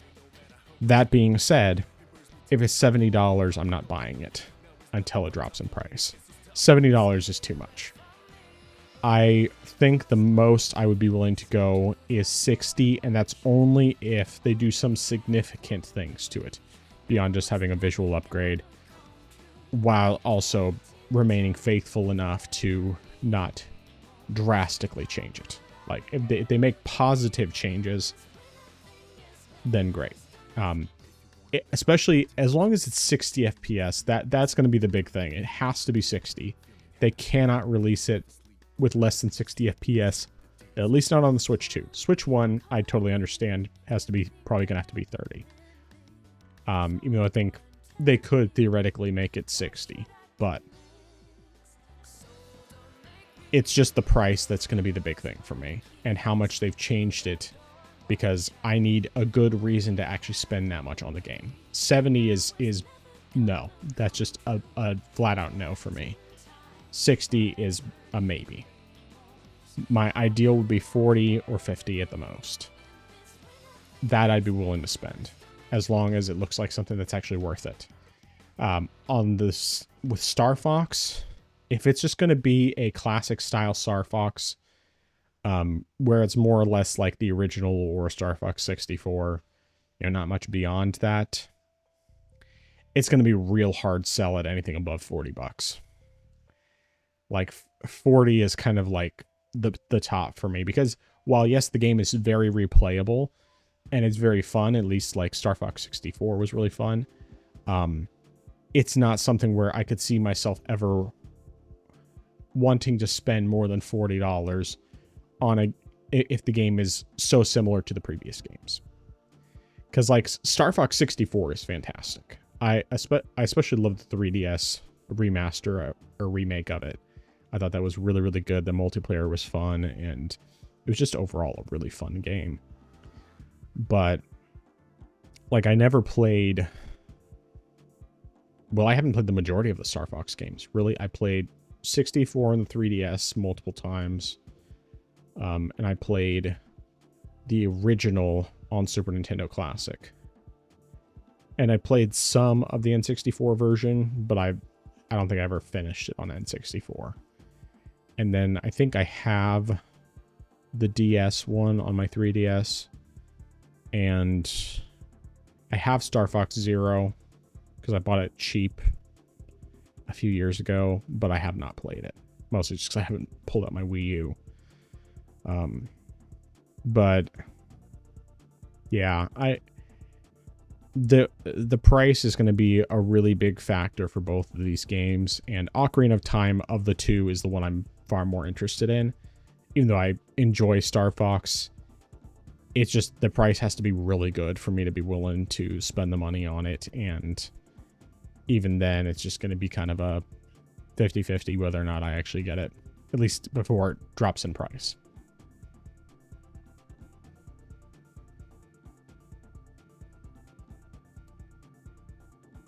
Okay. Yeah, I definitely agree that the price would definitely be a big thing. Because that's not something I necessarily thought about, but I do see, considering how Nintendo's priced their games lately, I would see Zelda being 60, if not 70. Yeah. Honestly, or at the very least, the Switch 2 it's will probably going to be 70 physical and 60 digital. Yes, that's probably what it's going to be. Yes, that is also what I could see it being. Yeah, Star Fox, that would probably be something where I agree 40 would be the more reasonable price, but it could be something where they charge 50 to 60. And I mean, while they did add newer stuff to it, looking back at it, I'm not sure if I would have paid $60 for Star Fox Zero, even though it came with that bonus game, technically, which I never ended up playing, but I did get it because it was, part of the pre-order and stuff, and I mean, it was bundled together, so I was like, all right, why not? But just in general, though, yeah, I would not be paying $60 for a Star Fox game, unless it had varied combat. Like I said, if it was like Assault, where yes, you're in the R-Wing, but also you have levels where you are on the ground facing enemies, and or also like in different, granted you were in also different vehicles in 64 as well, but if you had that variety that you would have in Assault, then I would say, okay, yeah, I think that's more palatable. Granted, still, I would say at most would be $50, but 40 would be a nice sweet spot. But I do believe because it doesn't have that, or because the IP doesn't currently have that same pricing power, Nintendo will probably have that be a $60 game, $50 for digital. but we would just have to see there. Now, question I would have for you though is, wouldn't you enjoy Zelda though if it were like a modern game? Now wait, what was I saying again? You know, wouldn't you like to have that dialogue and those hints and stuff? You know, Link, make sure you get the key. That's something I hadn't even thought about. Oh man, that could be what they do with the game. They could basically just make it into a modern game. If they did that, I would boycott that game absolutely. Now, I don't think Nintendo is crazy enough to do that. I will give them the benefit of the doubt. I don't think they're that crazy. They haven't been quite as bad as Sony has been with the modern game stuff. Yeah. In general. I think the biggest concern is just them trying to Breath of the Wild the game. I think that's just like one of the biggest things, that say like, hey, because Breath of the Wild did so well, and that's sort of like the approach we're having with our games, where we're injecting open world into every game, even if it doesn't need it, like Metroid Prime 4. Yeah. Let's do the same thing with Ocarina of Time, and even though there was, you know, a large world you can go and explore, let's make it much bigger. Let's, you know, add in a whole lot of stuff that probably doesn't need it, and just change the whole dynamic and atmosphere. Like, that's something I would be against. Now, one thing that would be kind of cool, and of course that would assume if they're thinking that far ahead, would be if they try, if they are going to, if they do this, is if for as far as new content, possibly have or try to build up to Majora's Mask remake. That's something that I would say would be something that would be a plus, especially sort of considering how Majora's Mask starts with, you know, looking for Navi and stuff. So I mean, like, if you're trying to, you know, do that, then, you know, maybe expand on the connection between Ocarina of Time and Majora's Mask and do something like that. But, you know, for the most part, like you said, be faithful to the original game. That's your first priority there, is just be faithful and don't change too much. Sure, if you want to have some quality of life aspects, I'm not going to argue that. Like, I think one of the first things would be to have skippable dialogue or cutscenes, just because that makes getting through the opening part of the game in a replay is just such a drag, because, you know, you have to go through all that stuff. But, you know, like, have basic quality of life improvements, especially, you know, as Zelda games have improved, but at the same time, don't just go make drastic changes where you don't even recognize what the game is anymore. So yeah, do that. Maybe add in some new stuff here and there. Maybe expand on some dungeons. Maybe even like certain items or abilities from other Zelda games, you know, you might add in here or there. Maybe even add, well, I'm not certain how you would do it, because certain things were sort of more or less hard locked to, you know, certain stuff, like the fact that you had to have 7 dungeons because there were 7 sages. You can't, like, say we're gonna add a new dungeon because we've got an 8th sage. No, there are only 7. So, like, maybe have something that is dungeons that say in main Zelda lore is something that, you know, you would recognize and say, hey, here's like a new optional dungeon you can go through, and, like, you know, we might have an item here, and it's more or less sort of like an Easter egg, but it's something that you could have just for an additional challenge and stuff like that. You could do something like that. But I think that's pretty much more or less as far as what you could do with expanding and adding new stuff without altering stuff too dramatically. But yeah, it's interesting to see what they could do with this. I think they should do another Master Quest with it as well. I think that would be a good thing. Yes. Now, good addition, also, I really liked that on Ocarina of Time 3D, the fact that they added that in. Yeah, my only thing would be to have that included and not have that be a separate purchase, like with Breath of the Wild. Oh yeah, I see what you're saying. Yeah, but that was also, I mean, like I agree that it should have been included with Breath of the Wild, but Breath of the Wild was such a massive game that I don't feel like it really hurt anything not having that. Whereas, I mean, like Master Quest, well, I should say Ocarina of Time is a much shorter game, and so them having Master Quest is, okay, you unlock it as soon as you complete the game. I thought that made sense, and like, if all it was a higher difficulty, then yeah, I would say it doesn't make sense. But if it's basically reworking most of the game, that's different. But yeah, I do see what you mean though, and like I didn't really care for that side of the content. Like, I liked some of the additional stuff they added to Breath of the Wild with the DLC, but then there was a lot of it that just kind of felt like, okay, this is pointless overall. But yeah. All right. Any other thoughts on that before we move to the next topic? No, sir. All right. So I'll just cover this one as well, and then you get to cover the juicy one. But we kind of mentioned this already, but Nintendo has made changes to their pricing structure for the Switch 2 games, in that they are now making it so that digital games are going to be $10 cheaper.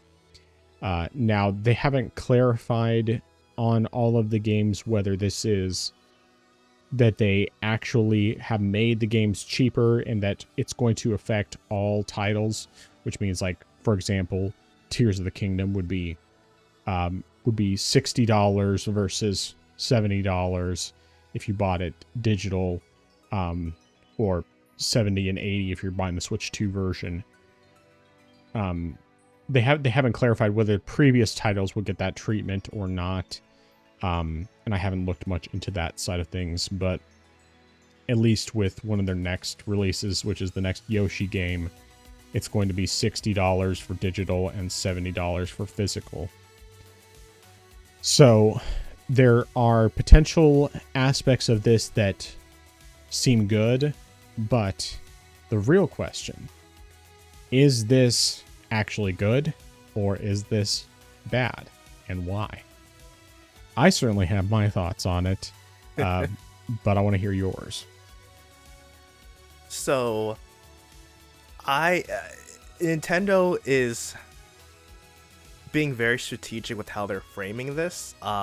They said we are not increasing the price of, or physical games are not going up, and we're making games cheaper, which on paper sounds good, and honestly, this is kind of the right direction that I think, or at least the whole mentality goes, because if you do, it makes sense, because if you do have a game that is digital, you don't have to worry about manufacturing costs, you don't have to worry about, shipping, you don't have to worry about the cost of having the game being on a shelf in a store.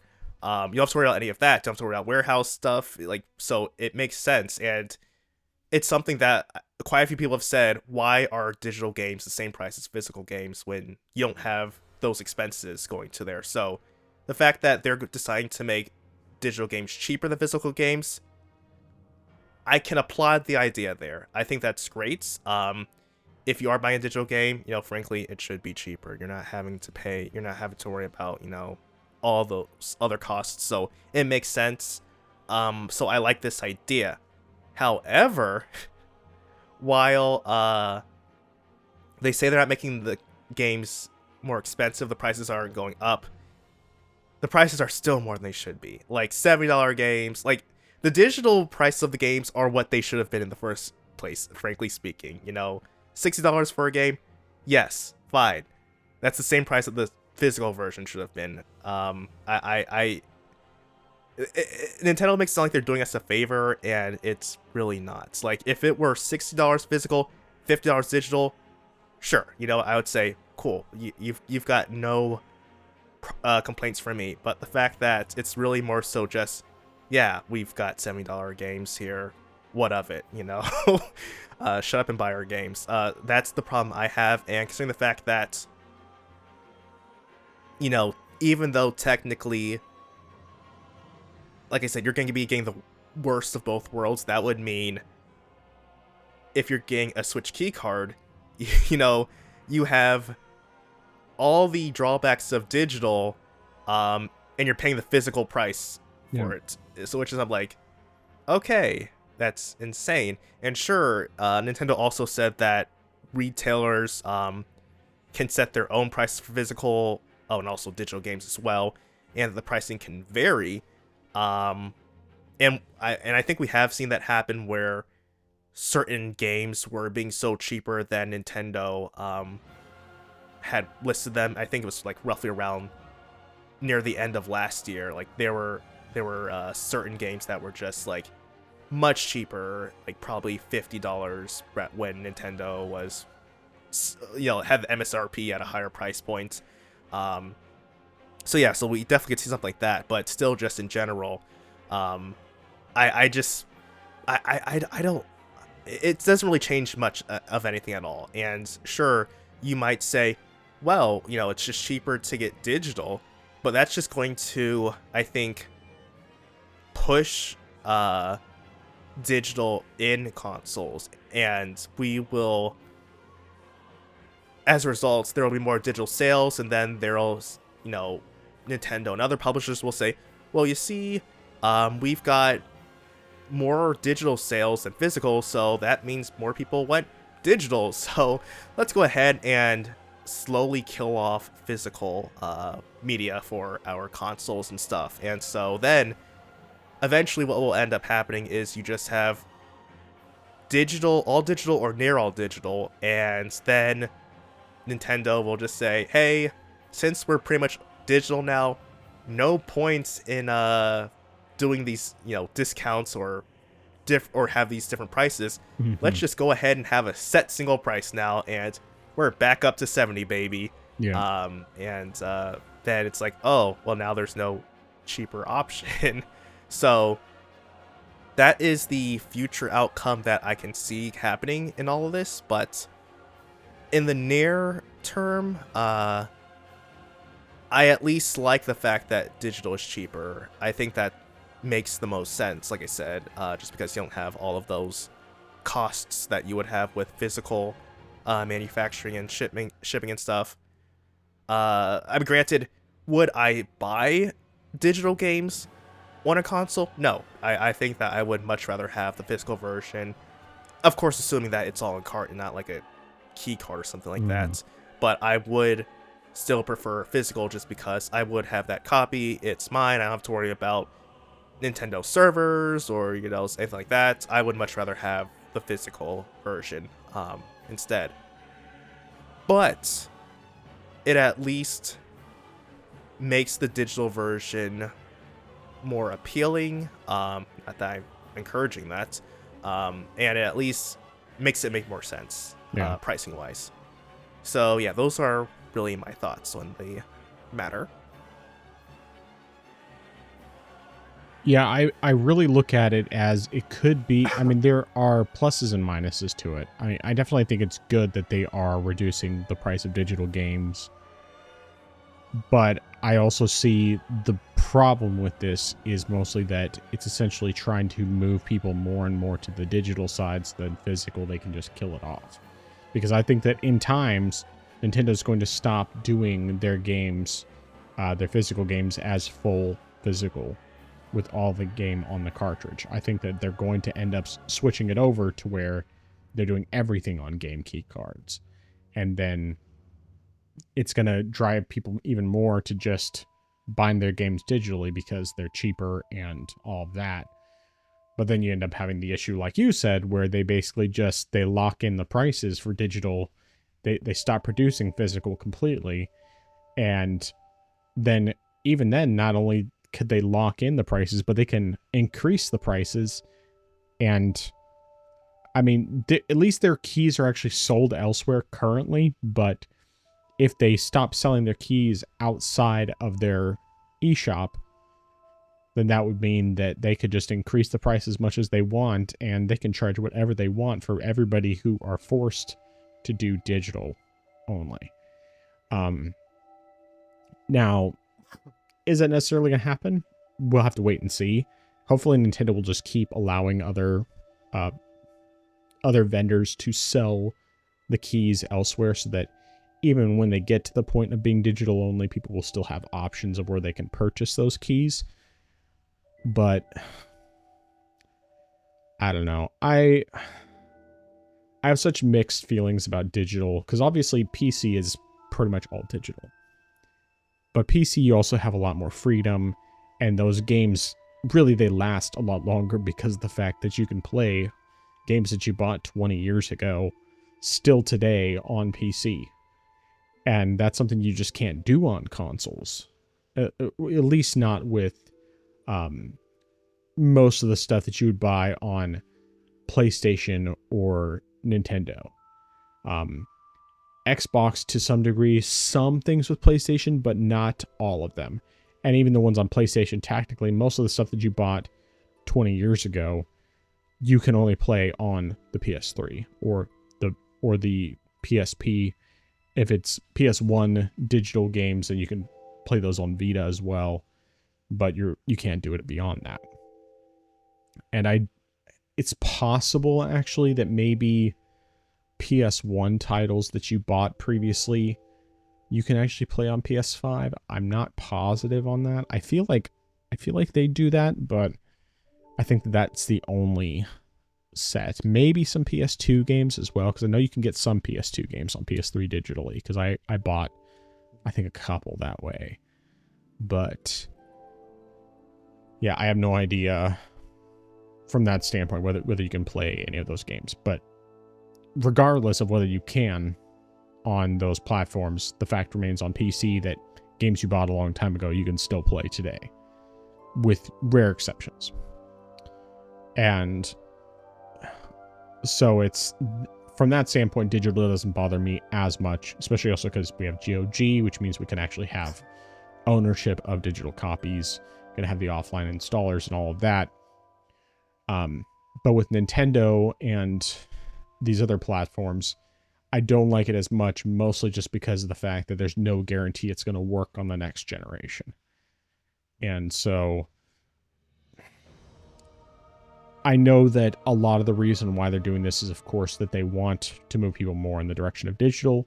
They're also hoping to get more people invested in the ecosystem to where it's harder to step out of it and to go off to a different platform. I mean, you know, like I've thought off back and forth about the possibility of just getting rid of my Switch and my Switch 2 and all my games, and then basically just going full PC and Steam Deck only. And while I certainly would have more than enough stuff to play, I also just have a really hard time letting go of those things, because it's just, I've sold systems enough in the past and regretted it after the fact to where I have a really hard time doing that now. And also because of the fact that there's still a bunch of games on those platforms that I have yet to play. Now, like 3DS and Vita, those are fully software modded, so I can play any of those games. I'm not worried about those. Like, I can play, I have all my physical games are backed up into digital copies, and I can access those games as long as my 3DS is working. And even after that, I technically could still access them. It just would be through emulation. But anyway, I guess just in the end, I don't fully trust Nintendo. I do think it's good in general that they're reducing the prices of digital games. I just don't trust them for the long-term side of that. Now, one thing I will also say is I wonder if this would have a sort of domino effect, and that would cause Sony and Microsoft to, have that same policy where, hey, our physical games are this much and our digital games are cheaper. Because I think on paper, it's a good idea. Mm-hmm. And I think that's why it hasn't been implemented sooner. I don't know, but I think it's something that could happen eventually. I just wonder more so when that would happen. Yeah. It's the way of the future. And with the major changes in prices for the PS5 especially, and most likely that's going to affect Xbox as well, and probably even Nintendo, they may be just trying to price out people in general and not really caring so much about whether they charge too much for stuff, because they think they can at least live off of the whales and not worry about the common people that they can spit on. So that's all I have for those thoughts. So anything else before we move on into our last topic? No, sir. All right. You're up. All right. So, last week, Sony put out a post on the PlayStation blog, and they said there are going to be new price changes for the PS5, PS5 Pro, and the PlayStation Portal. And this is what they said. With continued pressures in the global economic landscape, we've made the decision to increase the prices of PS5, PS5 Pro, and PlayStation Portal Remote Player globally. We know that price changes impact our community, and after careful evaluation, we found this was a necessary step to ensure we can continue delivering innovative, high-quality gaming experiences to players worldwide. And the prices are effective starting April 2nd, 2026, which, as of the podcast, or at least when it releases, will actually be the same day. So by the time you see this, the prices will already be in effect. So here are the prices of the devices in different countries. So in the US, the cost of a PS5 is going to be $650. The price of a PS5 digital is going to be $600. The price of a PS5 Pro is going to be $900 US. And then in the UK, the prices are going to be £570 for a PS5, or £570 for a PS5, £520 for a digital, and £790 for a Pro. In Europe in general, it's going to be €650 for a PS5, €600 for the digital, and €900 for the PS5 Pro. And in Japan, it's going to be 97,980 yen for the PS5, 89,980 for the yen for the digital, and 137,980 yen for the Pro. Oh yeah, and then for the PlayStation Portal, it's $250 in the US, £220 in the UK, €250 in Europe, and 39,980 yen in Japan. Now, this has obviously garnered a lot of thoughts and commentary, but despite all that noise, what are your thoughts on the on this very reasonable pricing? You know, since they were being very considerate about that. Well, obviously, Sony's not doing it because they're greedy. I mean, there's no greed involved here. They're doing it because they feel like they have to, and you know they're gonna lose money doing this, and so they definitely didn't want to do it. And then in addition to that, there's also just I lost my train of thought. Oh yes, this price increase is only temporary. Even if Sony never actually said that, it's these prices going up.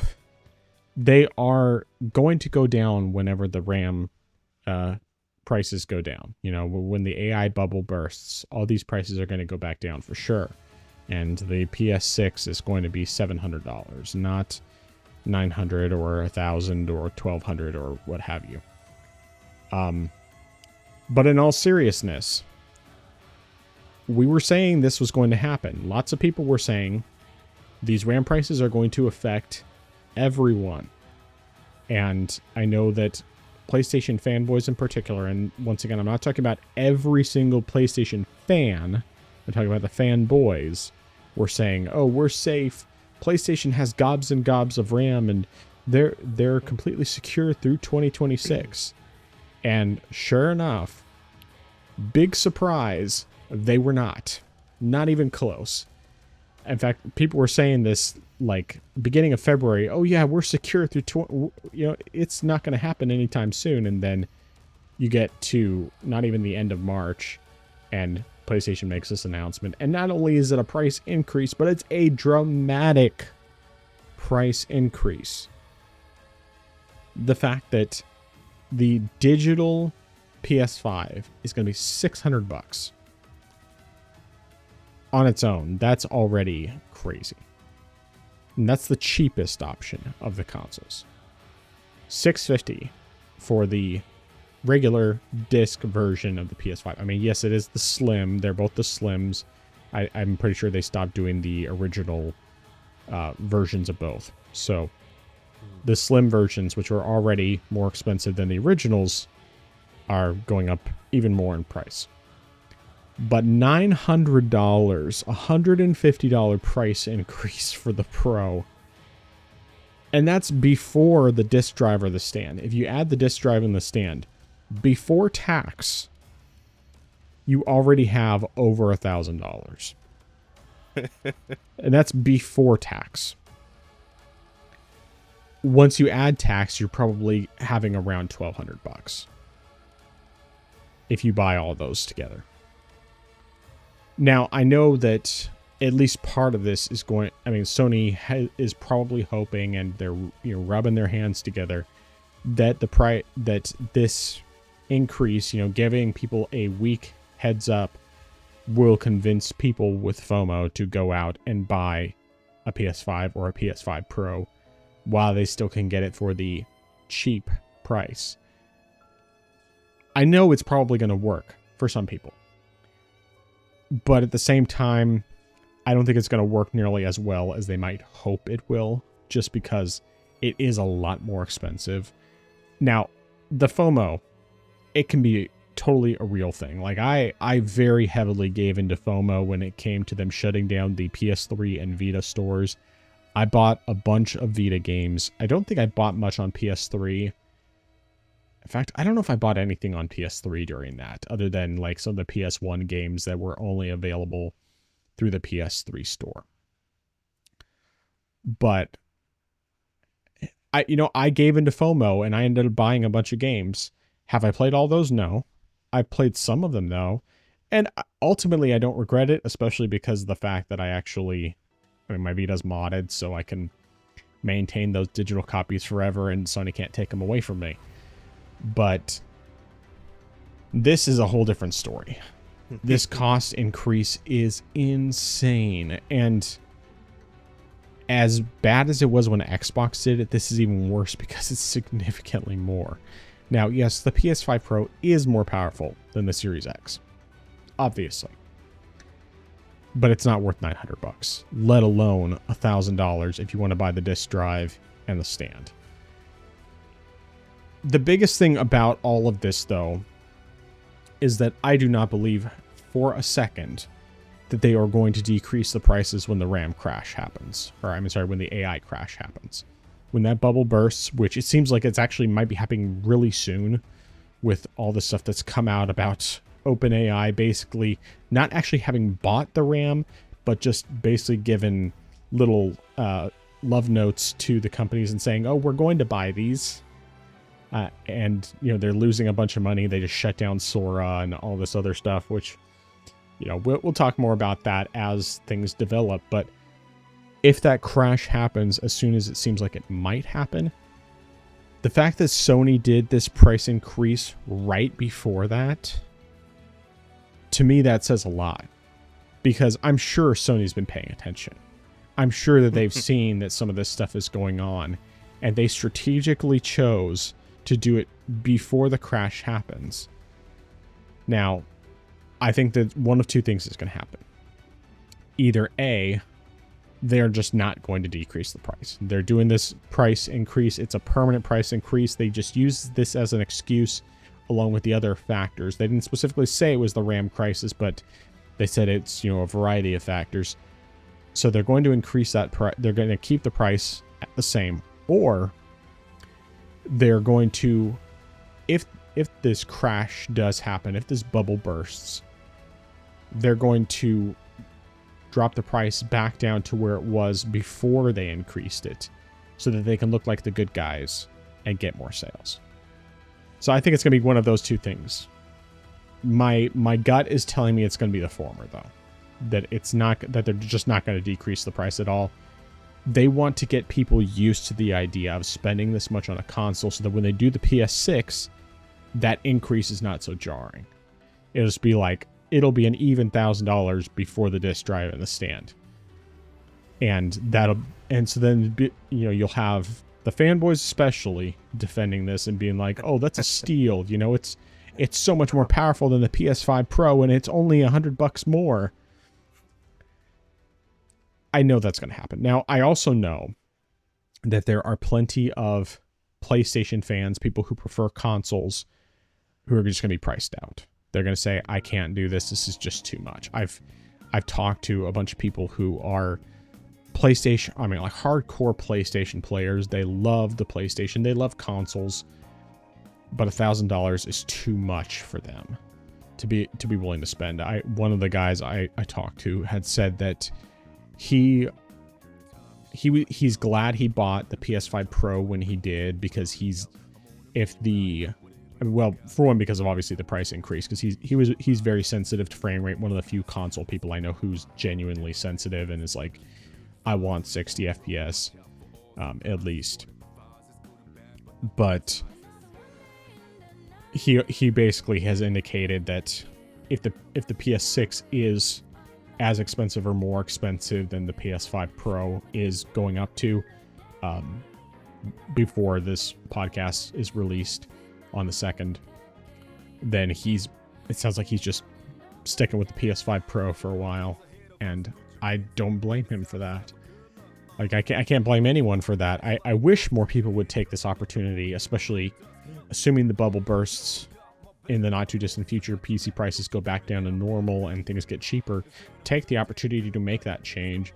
But I also recognize, especially people who have put a lot of money into their digital library on PlayStation or on Xbox, more so on PlayStation, since Xbox is already going to have access to all the PC stuff as well. But the PlayStation side, I can see why they have a hard time making that change, because they've already put, they have a bunch of digital games on PlayStation already, and or physical games. Switching over to PC would just be like saying goodbye to all that stuff. And even though I've said time and time again that I think it's a good idea to start slow with making that change, and then see if in time you find yourself really wanting to still stick with the console, because you may end up like me where you no longer care. I can also understand where they're coming from that standpoint. But I do hope that this will mean that at least PlayStation in particular will choose to actually continue to release games for PS5 for the long term. Because if they're just going to make the PS6 super expensive and they're not going to drop prices for consoles anymore, which it really seems like that's the direction they're going, so that's the direction everybody's been going. If that's the case, then there's going to be a lot of people who just won't upgrade. They won't upgrade to the PS6. And then you'll have the fanboys and the whales who will buy a PS6 or multiple PS6s and will spend $35,000 on microtransactions like that one guy did. And that's really what I think, or what PlayStation is looking for. They're looking for the kind of people who are going to just be those whales, be those pay pigs. And, we had already talked about in the past how, especially if PlayStation is actually pulling away from PC, like it is apparently the case outside of their live service games, if that's what they're actually doing, they're just going to monetize their users even further, and this increase in price is one of the first ways that they're doing that. And I firmly believe that they are not going to decrease the price when the Rhyme prices drop. They're just going to keep it up there, start getting their users used to that higher price point, so that when the new console comes out, there won't be that sticker shock. So it's kind of, breaking the news early and giving them a chance to get used to it. I don't think I really had any other thoughts on that. I think that was essentially everything. So, take it away. Yeah, I definitely wholeheartedly agree with everything you've said. This is... It's absurd, the fact that we've got a $900 console, and it's a 5-year-old console at that, too. Mm-hmm. I mean, it's 5 years old, and it started at... It's $500 for the base. $499. Base yeah. PS5 was $499. Okay, $500, and now, where are we now? And, PS5 Pro was... that introductory price was... I don't remember. $700. $700, and now we're at $900. Like, what are we doing here? It's insane that we've gotten here.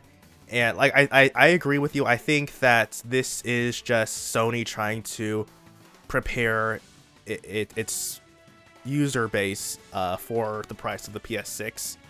And I think if the AI bubble does burst, then they will announce the PS6 a whole lot sooner than they probably intended on, just because with RAM shortage, of course, it's harder to get that, and manufacturing PS6 units, they might announce that sooner, and as a result, they will show it, and like you said, it'll be $1,000, and then, like you said, they'll say, oh, it's only $100 more, and it's... we get more powerful hardware, rather than thinking, we're paying $1,000 for a console? Are you insane? I mean, they're going to definitely have that mindset, which is going to work. And sadly, I have seen people defend the price of the PS5 Pro by saying, if you really want to get one, you should have gotten it sooner. Yeah. Or, I bought one day one, and that was the best decision. Rather than thinking, okay, common sense would say that over time, a product will be cheaper. And so because of that, if I don't have the money right now, or I'm not willing to spend this much money, I will wait for it to be cheaper and get it then. So they're essentially saying, you try to use logic, you're stupid. You should have bought it day one, like me, okay? And so that's because you're broke and you can't afford, this greatness here. And so, meanwhile, I will gladly pay $900,000 for the PS6 day one, while you brokies don't do it, and we will have our PS6 greatness, and it's insane. And I do think that we could see a repeat with the PS5 generation, where a lot of people, especially since there were games that were cross-gen titles, people might be sticking on the PS5 like they were with the PS4, and just be like, I'm not willing to spend this much money, or I cannot afford to spend this much money on a console, so I will just go ahead and get this and or stay with my PS5 and just ride it out and see, maybe one day the prices will go down rather than up, or maybe I'll save up and eventually I'll get the PS6. But I definitely do see that happening, and I mean, it's definitely ridiculous. I don't like it at all. And like you said, this is if Sony is completely pulling out, this is just them trying to milk their users. And definitely also, as you said, in February, the fanboys were boasting about how Sony was gonna be fine. They had enough RAM stockpiled, so it wouldn't be an issue. What happened? What happened, guys? Barely 2 months away from that announcement, and already they're going, hey guys, we're looks like we didn't have enough RAM stockpiled after all. So either that or they have plenty of RAM Yep. stockpiled and they're still raising the price. Oh, that would be so petty. Yet I still love it just because the fan voice would have no way to defend that. Yeah, but I mean, there's no way else. that that Sony would say one way or the other. Oh yeah, yeah, but it's just fanboys were saying like, yeah, we will not see the price increases. Like Xbox raised their prices, but Sony, they're not gonna do that because they're not like you guys. We're better. You know what? That's okay, Sony. You know, you have your reasons, okay? If anyone really wants the PS5 Pro, they should have bought one the same day we bought ours. Those people, they're not worth it, okay? We will gladly pay those prices. And another thing to consider is that even though you mentioned the cost of a stand and the disk drive, you still have to pay for PSN. And that's going to be a constant annual price. So, you know, within 5 years, that's going to be an extra, what? $6 a year for PSN. So that's I think that's for the base PSN. If you want anything above that, it's like, I think it's like 80 and 100 and something after that. Wow. So we're talking about an extra 300.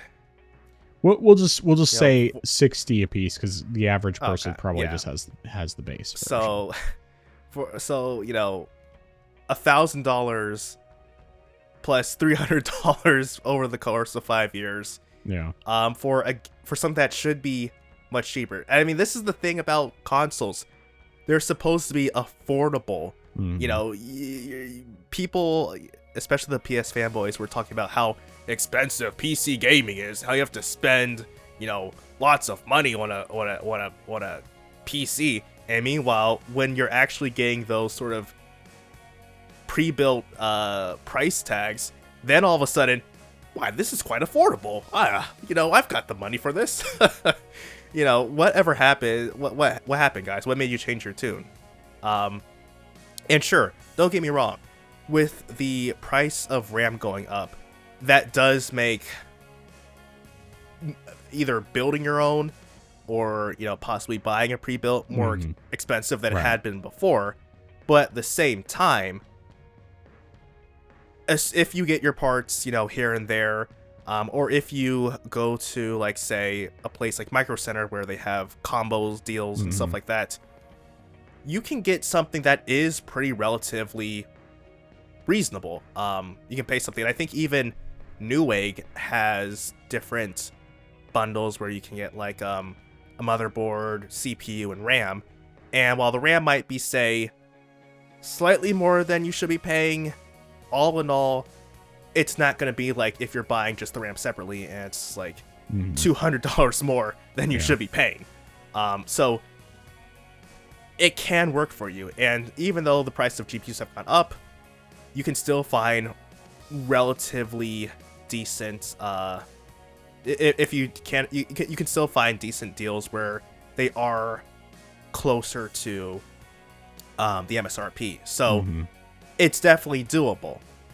But with these price increases on console, you're not going to get that option. It's like what you see in store is what you're going to get. I mean, of course, you could obviously go and buy a used console. That's definitely an option. But of course, unfortunately, with the FOMO craze going out, people are going to definitely be jacking up the prices of used consoles as well. As a result. So while you probably could have seen maybe a $300, $400 PS5 base model, you're probably going to start seeing something starting at $400 and then getting into the $500 for a base model, which again is used at that. So, and then you're like, well, at this point, I might as well just get a new model since it's going to be close enough to that price point. So it's definitely weird. I mean, also with PC, because you have different parts, you can choose what you want, and you don't necessarily have to be locked to one specific price tag or say, hey, this current gen component is more than I'm willing to pay. But if I go back one generation, I can get something that's pretty reasonable, and still have pretty good performance at that. So there's definitely more variety in that aspect as well. But yeah, this is definitely going to mess up PlayStation players in the long term. Now, I agree that if the AI bubble does burst, Sony might lean toward just, hey, we set this price, we're going to stick with it. It's possible that they could decide to drop it back, but I think they would only do that if they're going to release or reveal the price or reveal the PS6, and then that will be $900 when they show it. Which they'll say, hey, I mean, I still see Sony fanboys eating that up and saying, hey, you know, see, it's definitely not $1,000, guys. You still see $1,000. It's only $900. Yeah. Shows you what you know. Meanwhile, not thinking we're still approaching $1,000. What are we doing here? It's just ridiculous. So people are going to defend this. I'm really hoping that the majority of PlayStation players put their foot down, vote with their wallet, and make a change, because they could get Sony to reverse. They reverse Sony fully shutting down the digital shop for the PS3 and the Vita. You know, I'm gonna be real. I don't think that they ever intended to shut it down. I think that their plan all along was to take advantage of FOMO. I think that was what they were intending to do, and people like me bought it. Now, like I said, I ultimately don't regret it, because those were games I wanted to play, and now I have them and I'm good. Like, but at the same time, I don't give them that much credit. I don't think they did it out of the goodness of their hearts. I think it's more like either A, they had not planned to shut it down and they were just basically testing, you know, how easily they could inflict FOMO, or B, they did intend to do it and then they saw how much money was coming in because of FOMO and decided not to shut it down. Okay, yeah, I definitely could see that then. But I still think that if enough people speak out against this with their wallets, you know, not just say, oh, we hate this, and meanwhile, oh, I'm just going to go ahead and pre-order this. If they just go ahead and say, no, Sony, we're not going to buy this, Sony will be forced to lower the price, because they're saying, like, well, while we do have enough gullible people buying our overpriced PS6, unfortunately, these whales aren't enough. So we will have to end up lowering the price for now. And don't worry, though, we will raise it up eventually. But for the short term, we'll, you know, knock off $100, $150, and then, you know, give it a year or so. We'll raise it back up and see if we can keep raising it from that point on. We'll raise it up so fanboys will give us more money. We'll raise it up so that we get more whales. I don't know. But yeah, it's definitely insane, and I honestly did not see this coming when they made that announcement, but yikes. It's gonna be here for at least a while, and I don't see this price going away anytime soon. But yeah, yikes. It makes me dread what's gonna happen next generation, though. I definitely say that. I admit that. So one thing I meant to bring up earlier, and I just forgot about, but probably the funniest take I've seen, someone definitely just twisting themselves into an intellectual pretzel in order to come up with this conclusion, is that it's PC gamers that are at fault. We're the reason why the price went up. Klutzy King did a video going over JTAC TVs, nonsense take, and it's like, dude, you clearly have issues. You need to get outside and touch some grass and just interact with humans that are not PlayStation fanboys for a change, and just realize, no. I mean, you were really having to stretch to come up with this conclusion. It's like, ChatGPT, tell me this, what I want to hear. Oh, I'll prompt it until I get the exact answer I'm looking for. And it's just like, yeah. Oh my goodness. I mean, it's really just Sony's fault that a lot of their games haven't been as successful as they wanted. Like, as we said, release the games earlier, give us games we want. Right. Bingo. Yeah. But, I mean, in all seriousness, with all this, like, I don't want PlayStation players to be stuck in this position. I would much rather than just be able to continue to get cheaper consoles, get what they're looking for, because that's why they play on console. They play on console because it is a lower price point entry. It gives them what they're looking for.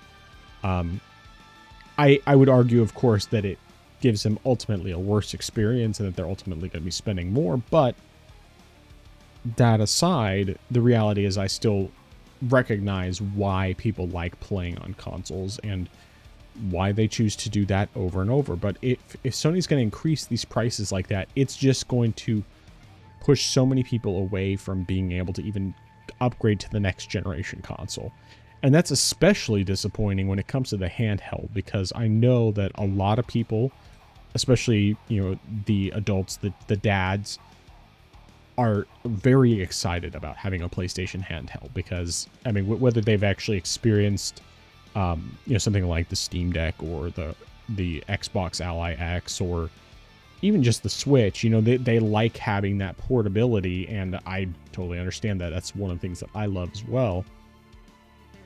And so they're super excited about the PlayStation 6 handheld.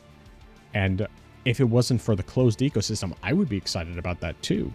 Because, like, I like PlayStation's hardware, how it's designed, even if it's not, maybe not from a power perspective, but, like, I love the Vita. I think that it's a fantastic handheld.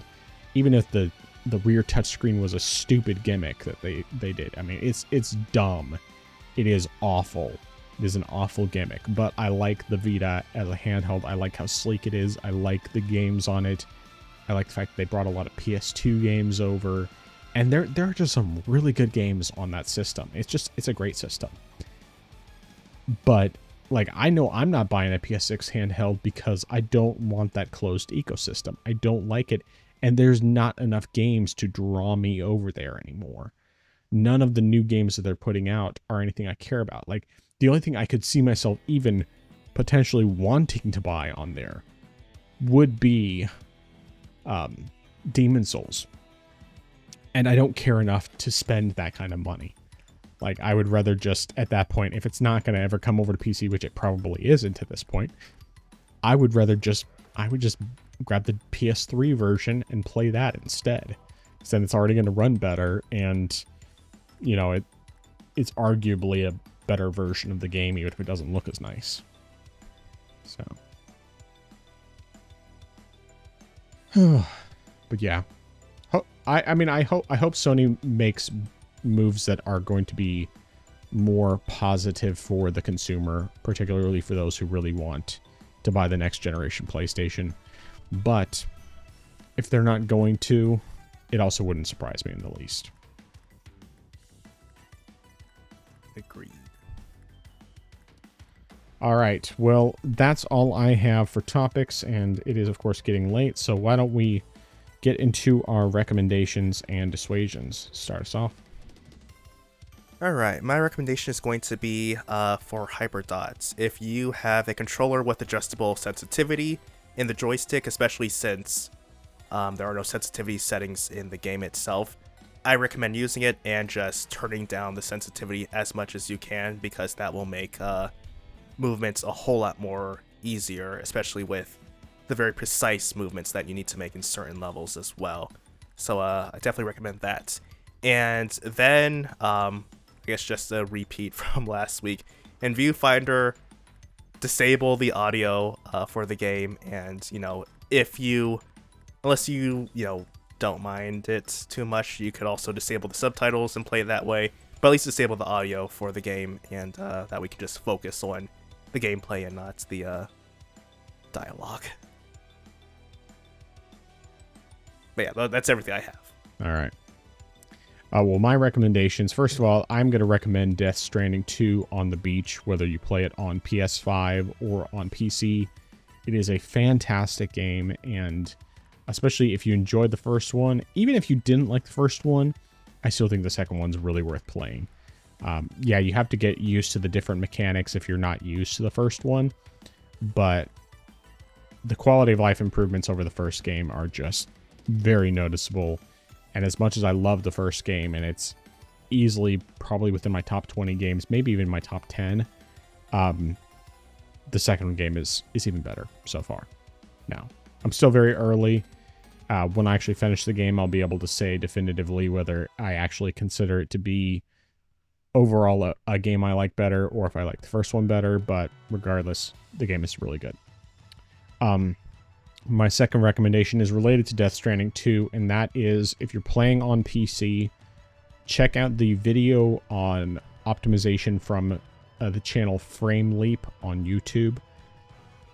That's what helped me with optimization. It really does make a difference. Even if you have a powerful rig that can easily do very high settings on everything, which mine certainly can and did, you can get much better performance without any dramatic changes to the visuals, and it's just well worth it. So there's that.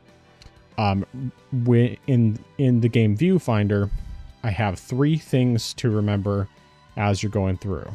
Number 1, turn the battery upside down. So when you come across a puzzle where you're struggling with dealing with the battery, take that picture, turn it upside down. Number 2, when you get the watermelon puzzle, cut the watermelon. That's all I'm going to say. And then finally, on the timed level at the end, which is the last section because that's the only part that's timed, get a picture of that radio. It only shows up once, but you will want to have that available for right near the end of the level. That's it. That's what I have. I'll actually just quickly tack on one more recommendation. For the final puzzle, take the picture before you start the puzzle. It's not going to save you too much time, but a couple seconds will definitely help with getting that bridge you'll need before you actually start the puzzle by activating the switch. That's something that I did for efficiency with time. Gotcha. Yeah, you can also just use the warping thing, taking a picture of yourself, or if you have a couple of those beforehand, then you can just warp yourself across. Very helpful. All right. Cool. Dissuasions.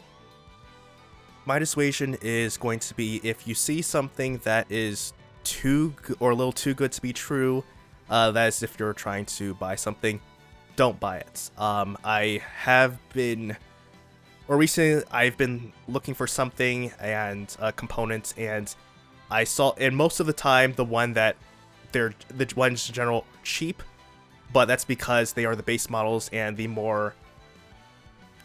higher, or at least the model with more VRAM is exceptionally more expensive, and it's also a bit more rare, and much more so, like $50 to, as far as like the base model, and then something like $400 for the more powerful version. I saw something that was $80, and it seems like, okay, that seems weird, but then as I kept looking at the card, well, for one thing, the brand did not list the image, and then also looking at a couple of the part numbers I saw on the GPU, looking online, it said it was for the base model, and then the seller also did not have any ratings whatsoever, so I said, this looks too good to be true, so I'm just going to avoid it right now. It might be legitimate, but I don't want to take that risk even for $80, so if you see something that looks too good to be true, trust your gut and avoid it, because you might be going in for some type of scam. If they're like obviously red flags, of course. And if they start asking you for gift cards and say that they're going to pay you extra if you do some eBay gift cards, just report them immediately. Don't fall for it. So yeah. All right, my dissuasions. First of all, I'm going to say do not spend $900 on a PS5 Pro. It is not worth that by any stretch. If you can't get it for, I mean, I don't even think you should spend $750 on it, but if you are just like desperately wanting one, don't spend more than $750 on the PS5 Pro. I don't think you should even spend that much, but definitely do not spend $900 on one. Vote with your wallet. Don't give Sony money for that. If you really want anything, save up for the PlayStation 6 because it's going to be expensive. If you really, really, truly want that kind of thing. And I think the PS6 will at least be more worth that money than the PS5 Pro. It's still going to be probably more than it should cost, but at least it will be more worth it than the PS5 Pro.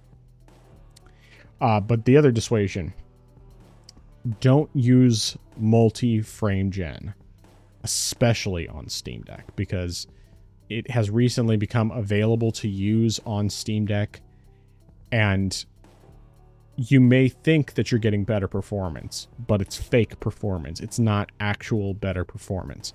If a game runs poorly, adding additional frames that you can see on screen is not going to actually make it play better. In fact, it's going to make it play worse, because not only will you be having a bunch of fake frames, but those frames will not impact how quickly your actions take place.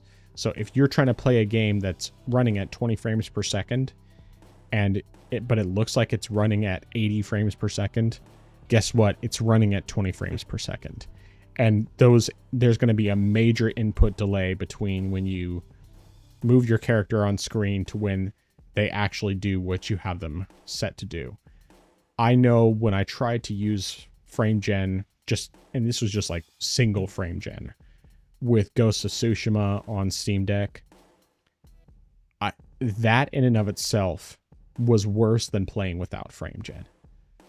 And so because the input delay was definitely much more prevalent because of the fact that you're just getting fake frames, multi-frame gen is even worse. Now, it's one thing when it's like you're using multi-frame gen on a game like on your desktop, and you're going from 80 frames per second to 100, 120, that sort of thing. That's not as big of a deal because 80 frames per second, you still have a lot to work with. It might still feel a little bit off. I know it felt off to me, but it's not going to be anywhere near as bad. But if you're going from a low frame rate up to a high frame rate because of fake frames, that's not going to be beneficial to you. It's just going to be a worse experience, and I guarantee you it will feel better playing that game without the additional fake frames than it will just playing the game normally. So that's what I got. All right. Where can people find you? They can find me on my channel. I am Xeracon. That's IAMXERACON. So youtube.com/@IamXeracon. I just got a cable that I needed today for my next video, so I'm going to at least, well, maybe not this weekend with it being Easter weekend, but the following week I will go ahead and start getting my next video together. That will definitely take a while since I have multiple recordings to do, but I'll at least get the groundwork laid out there. I also have another project that popped into my mind that I'm like, that sounds pretty cool. I might do that. So I'm going to see. That's going to be something where I have to slowly get stuff together for that. But then I do have the series that I sort of teased, which that one will more likely be after the next video I'm working on, and that'll probably be something that starts out in May, unless I get the next video finished sooner, or at least maybe like mid-April, but we'll see there. So that's what I have for that. I also have my other channel, Justin's Bible Blog. That's at Justin's Bible Blog. I added something while I was working on the video, and so because of that, it delayed when I actually put it out, so I have to go back and redo everything again, and also have to make sure that I keep it under 15 minutes since that channel isn't verified, so I have the 15-minute limit, so just gotta re-edit some things here and there, but I'll definitely try to have that one out ASAP. I know that one's been pushed back several different times. I do want to get that one out, video out as soon as possible. But yeah, that's everything that I have right now in the works. All right. All right. Well, in my case, you can find me on my gaming channel at the Frozen Gamer 87. Haven't put anything out new in a while, and I don't know when I'm gonna get to it. It just hasn't happened yet, and I want to do it. I just need to find the time and have the energy to put it together. So I'm just not even going to bother making any promises until it's actually recorded. Once it's recorded, then I can give a good idea of when it will come out, but nothing's recorded yet. So we'll see what happens with that. But there is the YouTube and Rumble channels for the podcast, for the video version that comes out every Friday at 7 a.m. Central Time, barring any technical issues. On YouTube, that's at the Orange Box Podcast. On Rumble, it's not a custom URL, but you can find us there. And there's also the audio-only version of the podcast, which goes live on all major audio podcast platforms, including Apple Podcasts, YouTube Music, Spotify, Deezer, iHeartRadio, Amazon Music, and others. And that goes live at 12 a.m. Central Time every Friday, barring any technical issues. Lastly, if you want to contact us at all, you can send an email to theorangeboxpodcast@gmail.com, or you can comment on the video version of the podcast on either YouTube or Rumble, and we'll be sure to read your comment on the show, answer your questions, and whatever else may come up. But even if we get nothing, we're going to keep talking for 2.5 hours or more every week, because this is how we catch up from week to week, and it's a great outlet to talk about video games and just latest news. So that is everything. Last chance. Any final thoughts? No, sir. All right, well, I am the Frozen Gamer 87. That is I am Zaracon. We are the Orange Box Podcast, and until next time, Christ is risen. He is risen indeed. Orange Box Podcast, out.